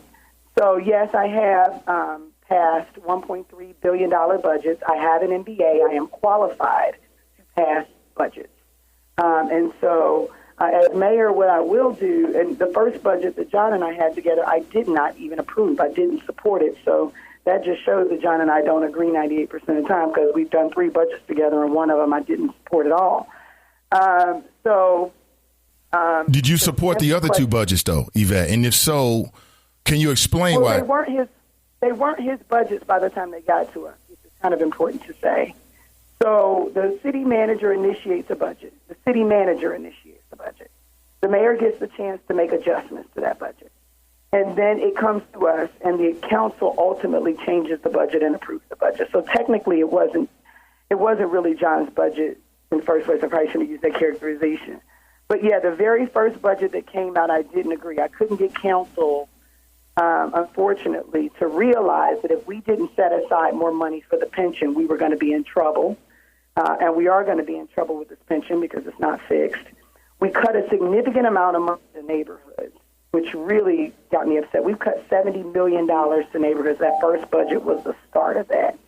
The reason we compromised on budgets 2 and 3 was that we were able to make significant improvements to the budget by adding additional things like $1.5 million for human services. That was an important thing for me, making sure we had over $1 million in the fund to hire young people in the summer. So, yes, I approved budget 2 and 3, but by budget 2 and 3, we were able to make significant change. We were able to restore a little bit of neighborhood funding back. By that point, the pension had already been negotiated, so that wasn't an issue. So the first budget that I had under the Cranley administration, I didn't support because we couldn't get council on board to really make the kind of changes that I needed to see. In budget 2 and 3, we were able to make some significant improvements, and in compromise, I did approve those 2 budgets. Yes. Yvette Simpson is my guest. Last week, we were talking about the Port Authority, and it really touched home because one of my listeners, who's actually listening right now, he's in the chop shop. He was talking about how he had a home that fell victim to the Port Authority's expedited process of foreclosures. What is your opinion about that program? And do you think that the Port Authority is going too far? I'm typically the Port Authority, this land bank project is supposed to be directed towards, and I don't know his individual story, so I don't want to speak out of turn, but it's supposed to be tied towards these buildings that tend to be run down. Landlords have abandoned it. You've got out-of-town folks who are running it. So the land bank is supposed to take those properties. Once they've gone through auction, they've not paid taxes in a long time, and the building is in disrepair. The Port Authority is supposed to then come and hold those properties, and then somebody else can come and take them without all of that, that backlog on it. The title comes to you free and clear. And so, yes, from what I've seen, that seems to work. I've not heard stories of individuals who are actually paying taxes or who are being responsible, whose properties have been taken.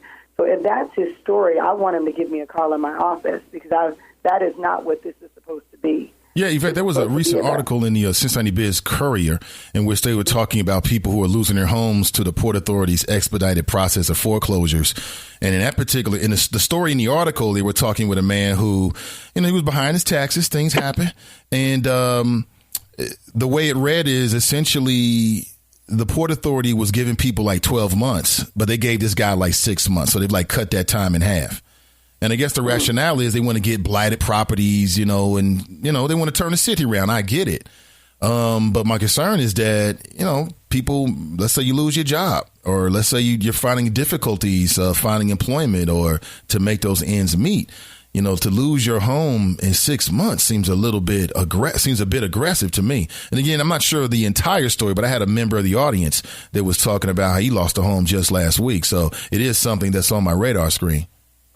Well, if that's an issue, we got to take a closer look. I would say anybody who is getting past due on their taxes should probably call call Hamilton County and make arrangements to get that back together. You don't want to lose your home over that. And I always say communication is always the number one thing, even if you get put on a plan for a while.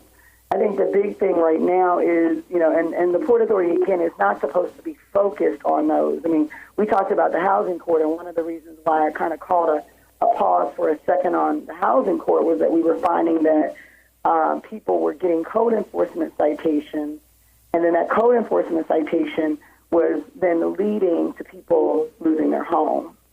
And what I said was, if somebody can't fix a gutter, and then our response is, okay, you get a code citation, and then later you lose your home over something you don't have the money to fix, that's different. I do have a couple strategies on this, Nathan, I want to talk to you about. And one is, so we give these abatements if you build a new home. So if you build a new home, you get a 15-year tax abatement in the city, right? But if you have your original home and you want to make an improvement, you don't get that same incentive. So one of the things we're working on, and we've done this with small businesses, and we're going to do that more aggressively here, is to do that with homeowners, to say, okay, you've been a faithful homeowner, you've paid your taxes, you've lived in the city for 20 years. If you want to make improvements to your home, we're going to allow you to have a tax abatement for a period of time to cover those improvements. And that tax abatement will go into effect, provided that, of course, you make those improvements. So we'll do a conditional approval. You can borrow against our conditional approval on the tax abatement, get your repairs done, and then you will get that back by not having to pay taxes for a serious time. So that's one of the strategies we're hoping to be able to put into place really soon here, particularly, if elected. It's so much harder to get things done with this administration, frankly. So I can't promise we'll be able to get it done before the end of my council term, but if elected, it's one of the things that we're really hoping to get done. So that will help alleviate a lot of the issues that people have. I would say in any case, if you're behind on your taxes, you want to call somebody and say, here's what's going on. Is there any way for me to get put on a plan? But again, the Port Authority is not supposed to be focused on properties that you have a person who's trying. If the person's willing to try and they just had a hard time, the Port Authority should be working with them. They should not be taking these people's homes. It's supposed to be about these properties that have been abandoned for a long time and people just, have left them. How do we get those properties into the hands of somebody who's going to love them and take care of them? Nicole writes, she writes, no, Nicole doesn't work for Rob. He doesn't sign my paychecks, but I do support him. And then she also writes, I like Yvette too, nothing personal. I stand corrected. Sister V writes, the University of Cincinnati has been plagued with issues surrounding the lack of diversity with staff, faculty, and black student enrollment. In fact, students were protesting and demanding to speak with the board and the diversity office after a racist cartoon depicting a black professor, which I do remember that. All of this was going on just prior to the Sam DuBose incident. Things weren't great at UC while Rob was on the board, just saying. That's some Sister They weren't. They were not. I mean, there's a lot. I mean, their response to sexual assaults. I mean, there was a whole protest of women who have been sexually assaulted on that campus, and they've gotten no response. And one of the young ladies I know, and she says she specifically approached Rob Richardson, and he wouldn't give her the time of day. Sexual assault is something that, I'm very passionate about working on, and I've been working on it. And I think anybody who doesn't take that seriously is an issue. Diverse faculty has been an issue at UC for a long, long time. We had John West before us at City Council talking about the reforms of Sam DuBose, and he said UC just hasn't changed much at all. There hasn't been much improvement, particularly regarding black folks. So I think one of the things for people to know is if you're going to judge a leader, you got to judge their whole body of work. And I think the hard part about the way that, and, if Rob advances through the primary, you'll get to hear more from him, or we'll get to hear more from him. But his short window of time in being in this space, we haven't really had the chance to question, his leadership. There was a question in the debate about transparency. They said, how do you feel about transparency and accountability? He said, it's very important. And then he said something about failed leadership and the mayor and Yvette haven't done enough. And I said, time out. I said, you did a whole president search behind closed doors. Like your whole president search was done quietly. Like the day before they announced the president, of the university, people thought it was going to be Bob McDonald, the former CEO of P&G. You remember that? And it turned out it was somebody else. I do recall, yeah. The hard part about this job that people don't understand is everything that we do is scrutinized. Meaning you have to be ready to shine a light on every decision you make, and you have to be prepared to be accountable to that. And I think for him to say that his record at UC was spot on 100%, it just wasn't. And I think there's a very different type of leadership when you are the board of trustees, which is an appointed position, so you're not accountable to people who elected you. You're accountable to a governor who appointed you. So accountability is first. You were appointed, not elected. And two, you're talking about a university that happens to sit inside a city. It's very different to lead in a city. And it's like I said, we've got a range of 0 to 100 in age. We've got black, white, rich, and poor. When you're in a university, it's a microcosm, of that world. Most of your quote-unquote clients are between the ages of 18 and 21. You see the difference? Yeah, I do see the difference. I understand. I mean, you're serving 18 to 21-year-olds pretty much. I know I worked at a university for 5 years. So your clientele is 17 to 21. My service range is 0 to 100, serving all of those people. And I think, again, I want to be very respectful. I think Rob is, he's a good guy, smart. I know him. I just think this next move was, I don't understand why you would ever feel like you could or should lead before you have served. He served for 9 years on UC board before he became the chairman. If I went in today to Rob and I said, I'm going to be the chairman of UC tomorrow, he would say, don't you think you should be on the board first? I mean, he wasn't even able to be the chairman of UC without first serving on the board, but he thinks he should be the mayor without first serving on council. That's not a congruent statement. I think you have to at least be an elected leadership in some way, having served people, not, being in an appointed position where you're serving the person who appointed you. Yvette Simpson is my guest. Someone asked if you'll be able to rein in the Port Authority and 3CDC. And, is that just like I've heard people say, we're going to do this with the Port Authority and 3CDC. And I've heard this in the last election cycle, and I've heard it before. I mean, for some tells me the 3CDC and the Port Authority are here to stay. I mean, as the mayor, what can be done to rein in? In your opinion, do you believe 3CDC and or the Port Authority need to be reined in? And if so, does the mayor have the ability to do that? Yeah, I think any organization that receives dollars from the city has to be given direction. But you have to think about what 3CDC's role was when they first came into Over the Rhine. I mean, they wanted anybody to move into Over the Rhine. Like, it was like nobody was there. It was vacant. It was like 90% vacant. Like, nobody lived there. People had long left. The businesses had shut down for the most part. You had a couple kind of steady businesses that have been through there, thank God, who didn't leave. You had some faithful folks who were there, but mostly it was vacant. And when 3CDC came into the community, it was after the riot. Their job was to redevelop the community. Now, problem was they were a developer that was brought in to develop the community. They were not a community-based development organization, which means my job is to make sure that the needs of the community are met first. Over the Rhine doesn't have a development corporation that makes sure the development happens with the needs of the neighborhood first. That was the problem. So what I support is neighborhood-based community development, which means you got a board within a neighborhood whose whole job is to develop that neighborhood based on what the community wants to see. We're building one right now in the West End. I've worked on 7 neighborhood plans that are community-based, 7 of them. And what happens when you let the community first decide what they want to see, and then they have developers that work with and for them whose whole job is to bring community-based development, now you've got something.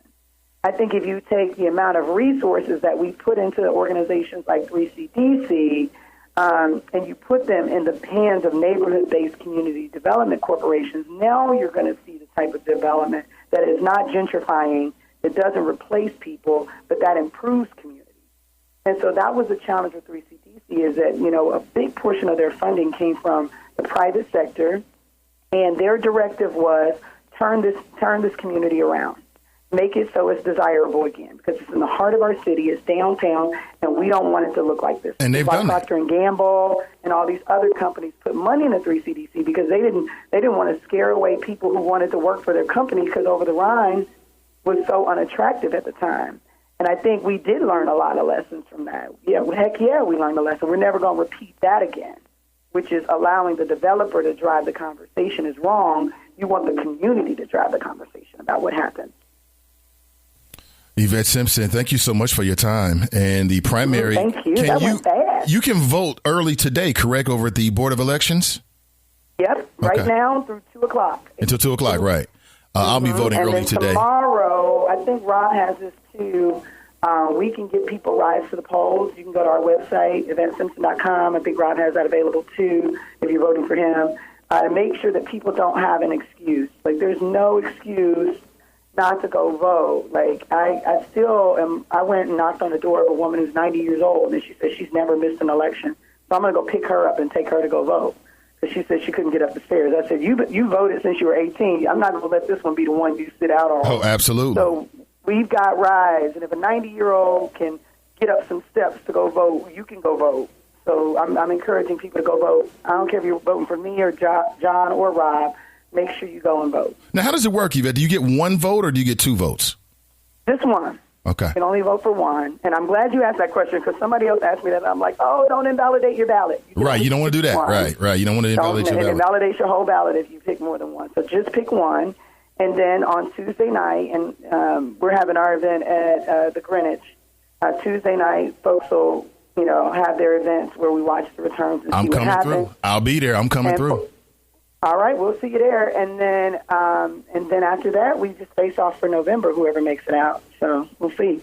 All right. Well, Yvette, thank you so much for your time, and I wish you the best. Have a great day. All right, thank you. Absolutely. All right, bye-bye. That's Yvette Simpson, everyone. And a curse on Spreaker.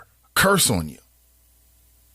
For the technical difficulties that I know that you experiencing, my most sincere apologies. And I will do everything in my power to do one or two things, either to work with my good friends over at Spreaker to address these issues, whatever they are, or to find another content delivery device. I will not have you have any difficulties whatsoever. And I am on top of it. Trust me when I say that, 100%. Very interesting with Yvette Simpson. Hopefully you got something out of that. Agree, disagree. And again, as I told her, my man of my words, I'm making all the rounds. I'm going to stop by the Yvette Simpson party. I'm going to stop by the Rob Richardson party. I'm going to stop by the John Cranley party. I'm going to all the parties. This is the Nathan Ivey Show. But before we break, I have to tell you about a brand new spot that I found. It's called Park Place Restaurant. It's located at 1185 Kemper Meadow Drive off Winton Road. You can stop by weekdays and check out the lunch specials from 11 a.m. until 2 p.m. And they feature, get this, a healthy choice menu. Among other things, no red meat on any or involved in any of their dishes on their menu. If you're looking for a cool spot to watch the game, maybe it's Reds, FC Cincinnati. Hey, maybe you're an NBA fan, NFL, check out Park Place. If you're looking for a cool place to host your next meeting or your next event, check out Park Place. Park Place Restaurant is the place with a good, healthy choice menu, live entertainment, and great prices. Come out on Wednesdays for half-price wine and speak your mind with spoken word on Thursdays. Park Place Restaurant has a live band every Friday with no cover charge, just food and drink specials. Park Place Restaurant, located at 1185 Kemper Meadow Drive in Forest Park. They're right behind the Shell gas station. You can also call ahead shoppers to reserve your table at 513-825-8888. Again, 513-825-8888. Park Place Restaurant, the place to eat. And Google it, choppers. My name is Nathan Ivey. This is the Nathan Ivey Show. More flow, more show right after this. With the Bloomberg Urban Report, I'm Donna Wilson. Lots of economic news on the calendar this week, but investors will be focused on Friday's monthly jobs report. Economists predict the report will show 190,000 jobs were added in April, and the national jobless rate will climb to 4.6%. The black jobless rate currently stands at 8%. The Jackie Robinson Museum is a step closer to becoming a reality. The 18,000 square foot space will honor the late baseball legend and pioneer in the civil rights movement. The Jackie Robinson Foundation has secured half of the $42 million in funding for the museum, which is expected to open in 2019 in New York City. And Mother's Day spending is expected to be on the rise this year. The National Retail Federation estimates Americans will spend more than $23.5 million this Mother's Day. That's the highest in the survey's history. IT orchestration stories from CDW. A medical clinic needs to provide patients with internet access without compromising their security. But something's holding them back. Their network. So CDW orchestrated a Cisco digital network architecture solution that manages access to secure and guest networks, keeps patient information confidential, and reduces the risk of cyber threats. Security transformation by Cisco. IT orchestration by CDW. Learn more at cdw.com/Cisco. CDW. People who get it. ADT presents What to Consider When Considering Home Security. An ADT sign is more than a sign. It's a line in the sand. On one side, your family. On the other, an uncertain world. For over 140 years, more people have chosen ADT to help prevent crime than anyone else. Get ADT starting at just $28.99 a month. Tested, trusted, proven. ADT. With 36-month contract for licensing and terms and conditions, visit ADT.com. That's your Bloomberg Urban Report. I'm Donna Wilson. The average citizen can't take off work to attend a Cincinnati City Council meeting at 2 p.m. Actually, the average citizen has never even spoken with a Cincinnati City Council member.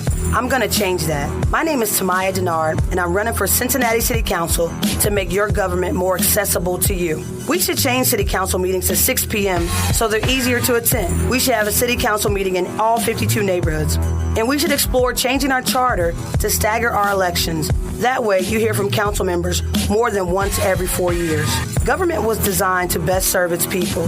It's time we made City Hall more accessible to regular folks like you and me, and not just campaign donors. To find out more, visit TamayaDenard.com. When elected, I'm going to fight for you. You're listening to The Nathan Ivey Show. One man, one microphone, one mission. Now, let's get back to the flow.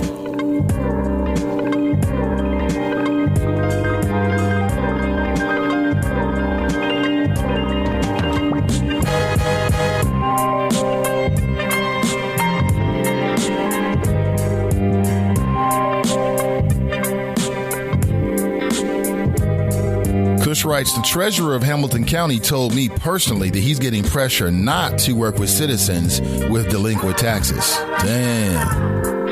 Damn. You know what? In this crazy world, Kush, I can believe it. Is there a plan to take properties from citizens because they may be a bit delinquent? What should be that threshold? What is that threshold? 513-873-7134 for when the Port Authority may take your home because of an expedited foreclosure. Isn't that what the banks did? Going back 5 or 6 years now, these expedited foreclosures, and then we found out some of them were illegal in nature. Good morning to you. We just got finished speaking with Yvette Simpson. Hopefully you're able to hear her and understand her in, to some degree, somewhat of a clear and coherent fashion. Yeah, thank you, Angela. Yes. She said she just rated Spreaker app a 1. Let the good folks at Spreaker. They have a fabulous idea, but, I want near perfection. I know perfection is not possible. I want as close to perfection in terms of my ability to connect with you every single morning as I can possibly and reasonably attain. And I will not stop until we reach that. But I'll deal with that away from the microphone, so to speak. Good morning to you. Welcome back. We just spoke with Yvette Simpson. Someone asked, could we get Rob Richardson on? Well, I reached out to Rob. I reached out to Yvette. I reached out to John Cranley. I reached out to all of them. I was in particular before the primary really, really interested. I'll be honest with you. My focus for the primary. Now, I plan on speaking with the mayor. If we're not able to speak with him before the primary, well, that's his loss. I will, if not able to catch up with him between now and tomorrow. The primary is tomorrow. I will certainly reach out to him before the election in November. But I'll be honest with you. I must confess that my primary focus was to have Yvette and Rob on. Why? Because they're the challengers. Because we know less about them.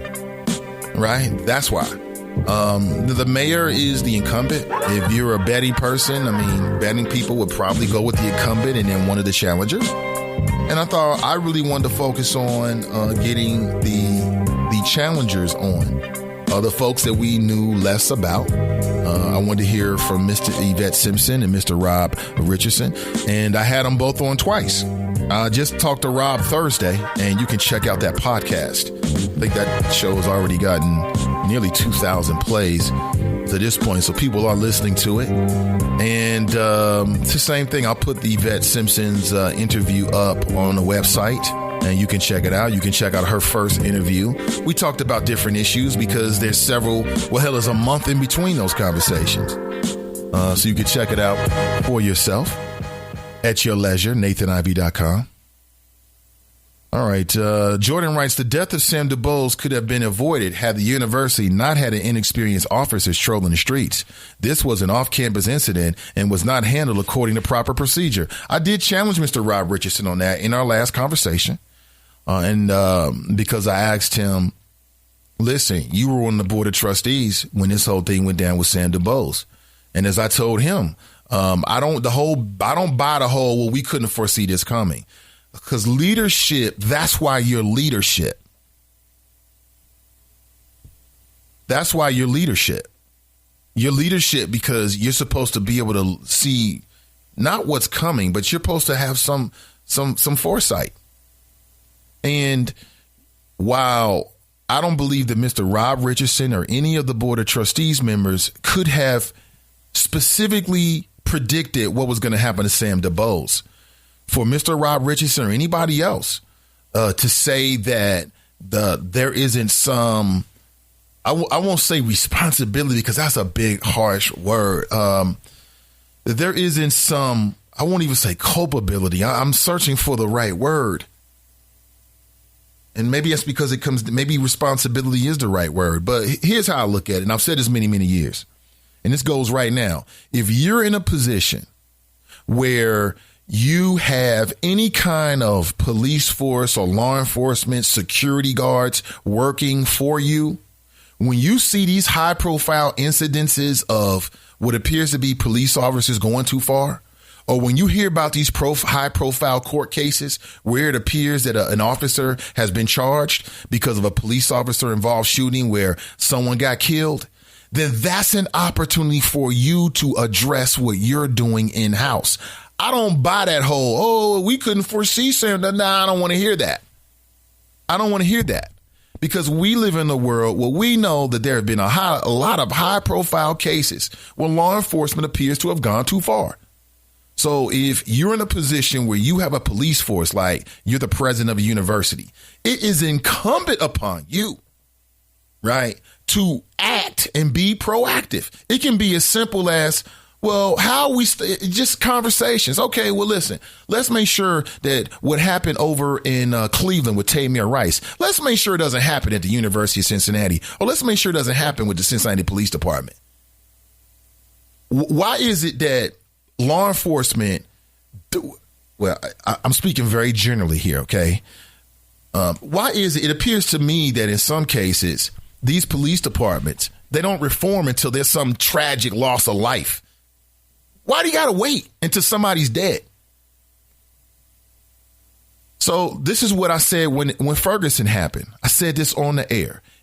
Cincinnati Police Department, all the police departments around the country should be looking at Ferguson and they should be asking ourselves, is our ish together? Are we profiling people? What are our statistics?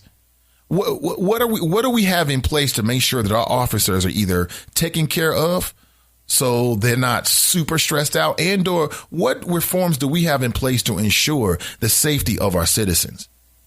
You shouldn't have to wait until somebody is killed by your police department. That's not leadership. And I'm not talking about Mr. Rob Richardson Jr. I'm just saying in general. I mean, I made that observation way before we knew Rob was running for, way before we knew Rob, well, maybe before you knew. Way before you knew. I mean, my spider sense was tingling a long time ago. But anyway, way before Mr. Rob Richardson made it official that he was going to run. So it's not about him. I would say the same thing with the mayor or anybody. Like, if you in any way have any responsibility over a police department or elements of law enforcement,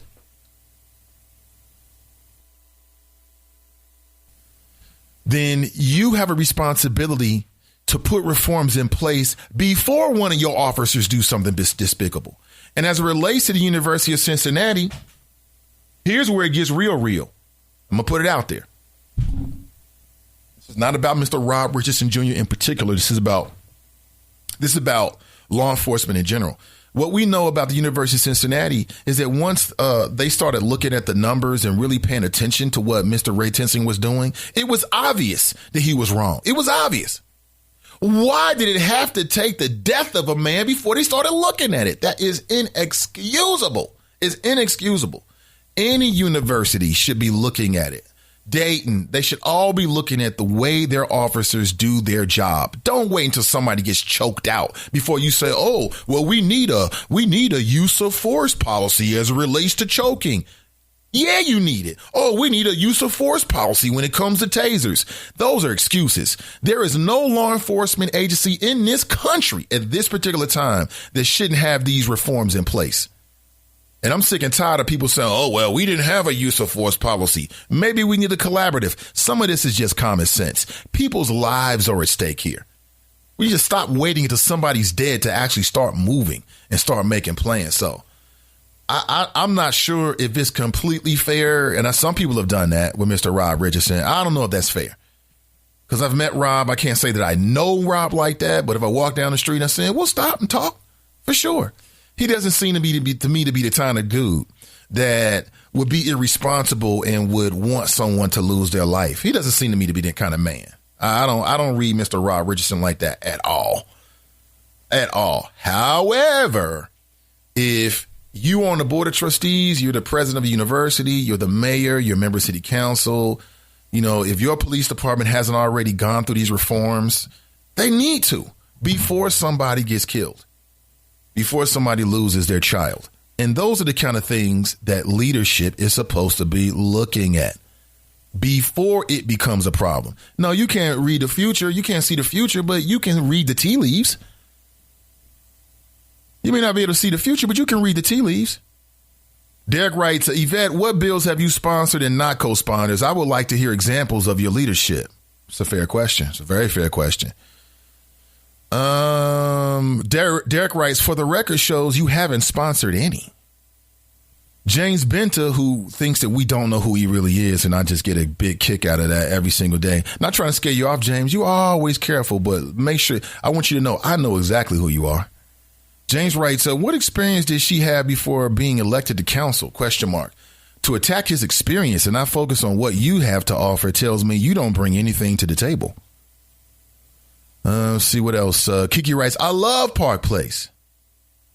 Derek writes, Nathan, is it possible to have Rob Richardson on one more time?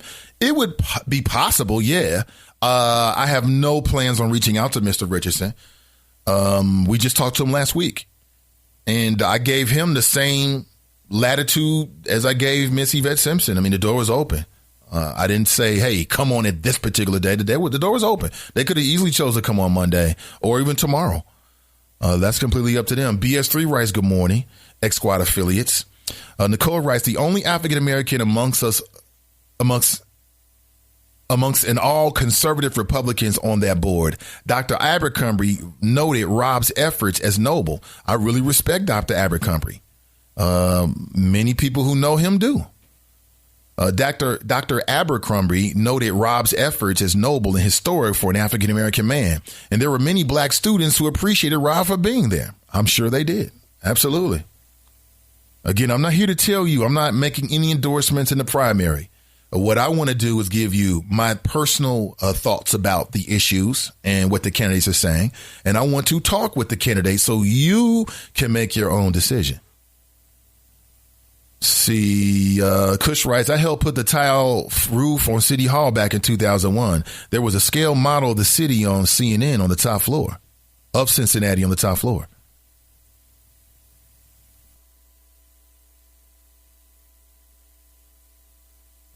Angela writes, so sometimes you have to let folks talk and not banter back and forth to really hear what they're about. Angela, you're right. You're right. That's why I love I love forums. I love panel discussions. When I say love, I really enjoy them. And I love a good debate. I don't want to see people start fighting and nothing like that or calling names and mama jokes, but I love a good clash of ideas. And I think you can sit back and smart people can sit back and just you can learn things. You can learn things. James writes, these black officials don't care about us black folks. Someone name one thing that has helped us. Still no stable employment for black men. CB likes the intro music. He writes great interview. I'm just so concerned that I want you to have a great experience with me every single morning. I want us to have a great audio experience. And when I feel like I don't deliver that, it doesn't make me happy. I'll put it that way.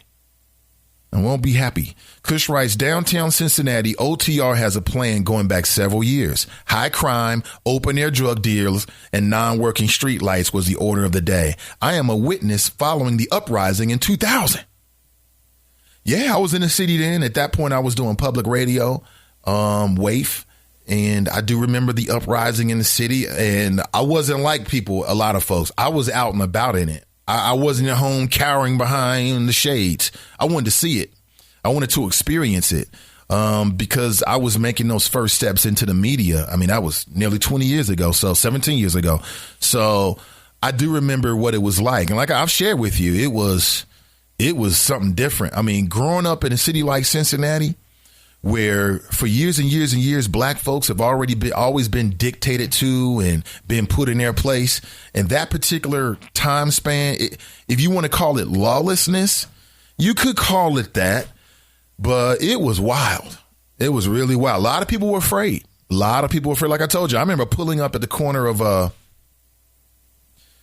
it's kind of ironic because I just talked to Yvette Simpson and there's no connections to this whatsoever. This is just pure coincidence. But Yvette Simpson's campaign, you know where her campaign headquarters are? This is just coincidence, and I'm not lying to you. As I've told you, I lived in Walnut Hills on Hackberry. And so the part of Hackberry that I used to live on was between McMillan and Taft. So the way that you got to that particular part of Hackberry was you went straight down McMillan. And that's where I was going. I was going home. And literally, this is a coincidence, I was at the corner right there where Yvette Simpson's headquarters are. Not too far away from the Greenwich. And I remember the street lights weren't working. It was packed. Cats was rolling on the top of cars, hanging out of cars. I looked to my left and there was a white couple, man and female, had the windows all the way up and they looked terrified. Terrified. Some very terrifying times for a lot of people. And we learned a lot about the city through that whole process as well. Would Cincinnati be where we are today if we didn't go through the ugliness? Is that ugliness or is that Dr. King said what? He said a riot is what? It's like the people on the bottom want to be heard. I'm paraphrasing it very loosely.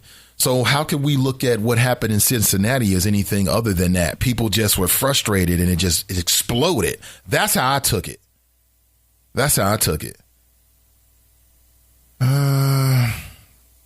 Derek writes, Rob, searching for the interview with Rob. When was it? My interview with Rob Richardson, if you go to nathanivey.com, NATHANIVEY, and what you're going to see on my website is something called featured guests. I'm on my website right now. And you'll see a multitude of guests, including my conversation with Rob Richardson. You'll see it right there. Matter of fact, it's the featured episode right now on the Nathan Ivey Show.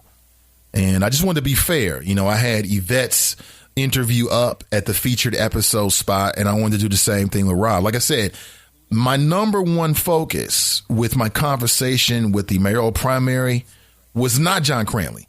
Because we know John. And I've got a sense that John is probably going to survive the primary, okay? And probably because of my photograph that he took with me or we took together at and it's in the Cincinnati Biz Courier. So that photograph is going to get John elected. We already know that. I'm joking. Okay, that's a joke. But my focus was to hear from Yvette and to hear from Rob, and I did just that. But you can check it out right there. It's on my website. It was a Thursday, I believe it was. We had that conversation. Sister V writes, let me back up. Jesse writes, was it up with police officers getting paid by drug dealers? Scott writes, when you have authority, you take the credit when things are good. Also, you take the blame when things are bad. Absolutely. That's leadership. You're the quarterback, right? James writes, we need to come together and make a list of demands to help our people and demand city mayor and council fulfill that list. Let's organize. Well, we already organized, right? The Black Agenda. Wasn't that what the Black Agenda was supposed to be about?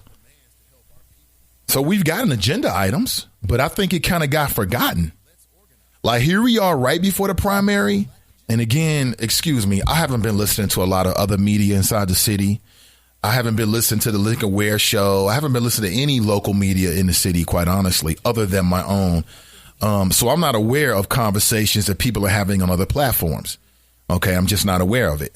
If I missed that, please send me a link and set me straight, because I don't want to be wrong about it. But it seems to me like the Black Agenda kind of petered out. So we had that. So maybe we should come up with a list that, and again, there are specific issues that African Americans in this city need addressed that are specific to the African American experience. I get that. I respect that. So we shall see. Maybe the Black Agenda will come back up as we get closer to November. Maybe. I don't know. Sister V writes, didn't you see have an on-campus tasing death also? So yes, Nathan, they should have been more proactive. They did. There was a man that was tased to death and he died. Yeah, he sure did. It was an African-American man. Matter of fact, he was a high schooler who was attending a program at UC. One thing led to another. He ends up tased and dead. So all I'm saying is that, when you have an organization that has security guards, if you're hiring security guards to protect your property, you better make damn sure that they are working within the guidelines that you give them. You don't give them carte blanche. OK, you need to be damn sure that they are promoting your business in the way that you think they should. So, for instance, here's what I'm telling you. Remember when I told you, what was it, 4 weeks ago, when I told you I went into a local establishment and I got profiled? I sure did. And I told you I let the security guard have it because he was asking for my receipt. And I told him I wasn't going to give him my receipt because I could tell initially, I could tell off the top that it was bull. And just because you're a security guard and just because you got a weapon on your hip doesn't mean that you're going to turn me into Kunta Kinte because you stepped to me. I'm not going to cow down and bow down because you asked me for a receipt. No, you're not a police officer. Who are you? Now, so I'm walking out of the store after making these purchases and the security guard, black security guard, comes running up to me. And he asked me, was I in the store? I told you the story, right? This has happened to me 4 weeks ago. And I immediately took offense to it because I had walked past the security guard when I walked in the store. I walked past the security guard when I was inside the store. And I walked right past the security guard when I walked out of the store after making my purchases. Now, what the hell do I look like stealing something for $30 at a store in Cincinnati? The hell? No, homie. That's not my style. OK, I just got too much to lose. I got too much going on right now. And I don't play those games. All right. And I don't need to play those games. That's I've been blessed. I can pull together $30 to make some purchases. Things are going to be OK. So I get it. Maybe you had a mistake. So I gave the dude a little bit of time to sort of back away from it, because after asking me if I was in a store, I told him, I said, I just walked past you. Oh, I know. But the manager wanted to know or something. He asked me for the receipt over. And I told him, no, I'm not going to show you the receipt. I told the security guard he needs to, if you think I stole something, then why don't you go in there and look at the cameras? There's a camera right there. I pointed to the camera. He didn't want to do that. And it's because the security guard wanted to harass me. Now, whether he was profiling me And he literally thought, oh, this guy must have stole something, which, like I told him, how could you think I stole something? And I'm standing here at the self-checkout. I make my purchases and walk out. I said, you should go back in there and you should check the purchases, check the tape. If you don't want to do that, then you should call the manager. He didn't want to call the manager. I'm talking with the security guard now, not the manager of this particular store. I told him he should call the police if he thinks I stole something. He didn't want to call the police. I really felt like he was trying to make an example out of me, and I'm the wrong nigga to try to make an example out of. I'm not playing your games. You're not going to use me to show the manager how much of an attack dog you are. I'm the wrong one. So I let him have it. I videotaped it too. And I told him, I said, dude, you should not be up here profiling people. You shouldn't be profiling people. And, you know, I was mixed about how far I wanted to take that, because on one hand, it really wasn't about me anymore. It was really about the people. Like I said, I'm not really concerned. The police come. I'm not really concerned about if the police come because I already know what the game is. If you want to go to jail, we go down to jail. I get processed out and we go to court. Simple as that. And then we'll deal with it that way. But I was like, well, damn, do I really want to push this further or do I want to let this go? And I'll be honest with you, I've got a lot of things percolating that you don't know about, projects, family, the whole nine thing I'm juggling. And I'm like, damn, do I really have time for this right now? Because when I go hard, I go all the way hard, super hard in the paint. And, you know, long and short of it, I decided, you know, I'm gonna call down to the corporate offices and let them know. And I did just that and made a complaint and everything. But this was only after I went back to that store. And I was about to go back in and make some purchases, and I saw this same security guard, and it just set me all off. So I walked away and decided to take it a step further. Not for me. I'm not looking for anything out of it other than I want to make sure that this particular establishment is not harassing people. Okay? They're not harassing the next tall black guy. They're not harassing anybody because a security guard feels like he wants to do something. And so, you know, like I said, I ended up talking with some of the executives at this particular establishment and letting them know that this security guard was representing you. You pay for him to be there. Long story short of it, it's still open-ended. We'll see how it ends. But I'll tell you all about it.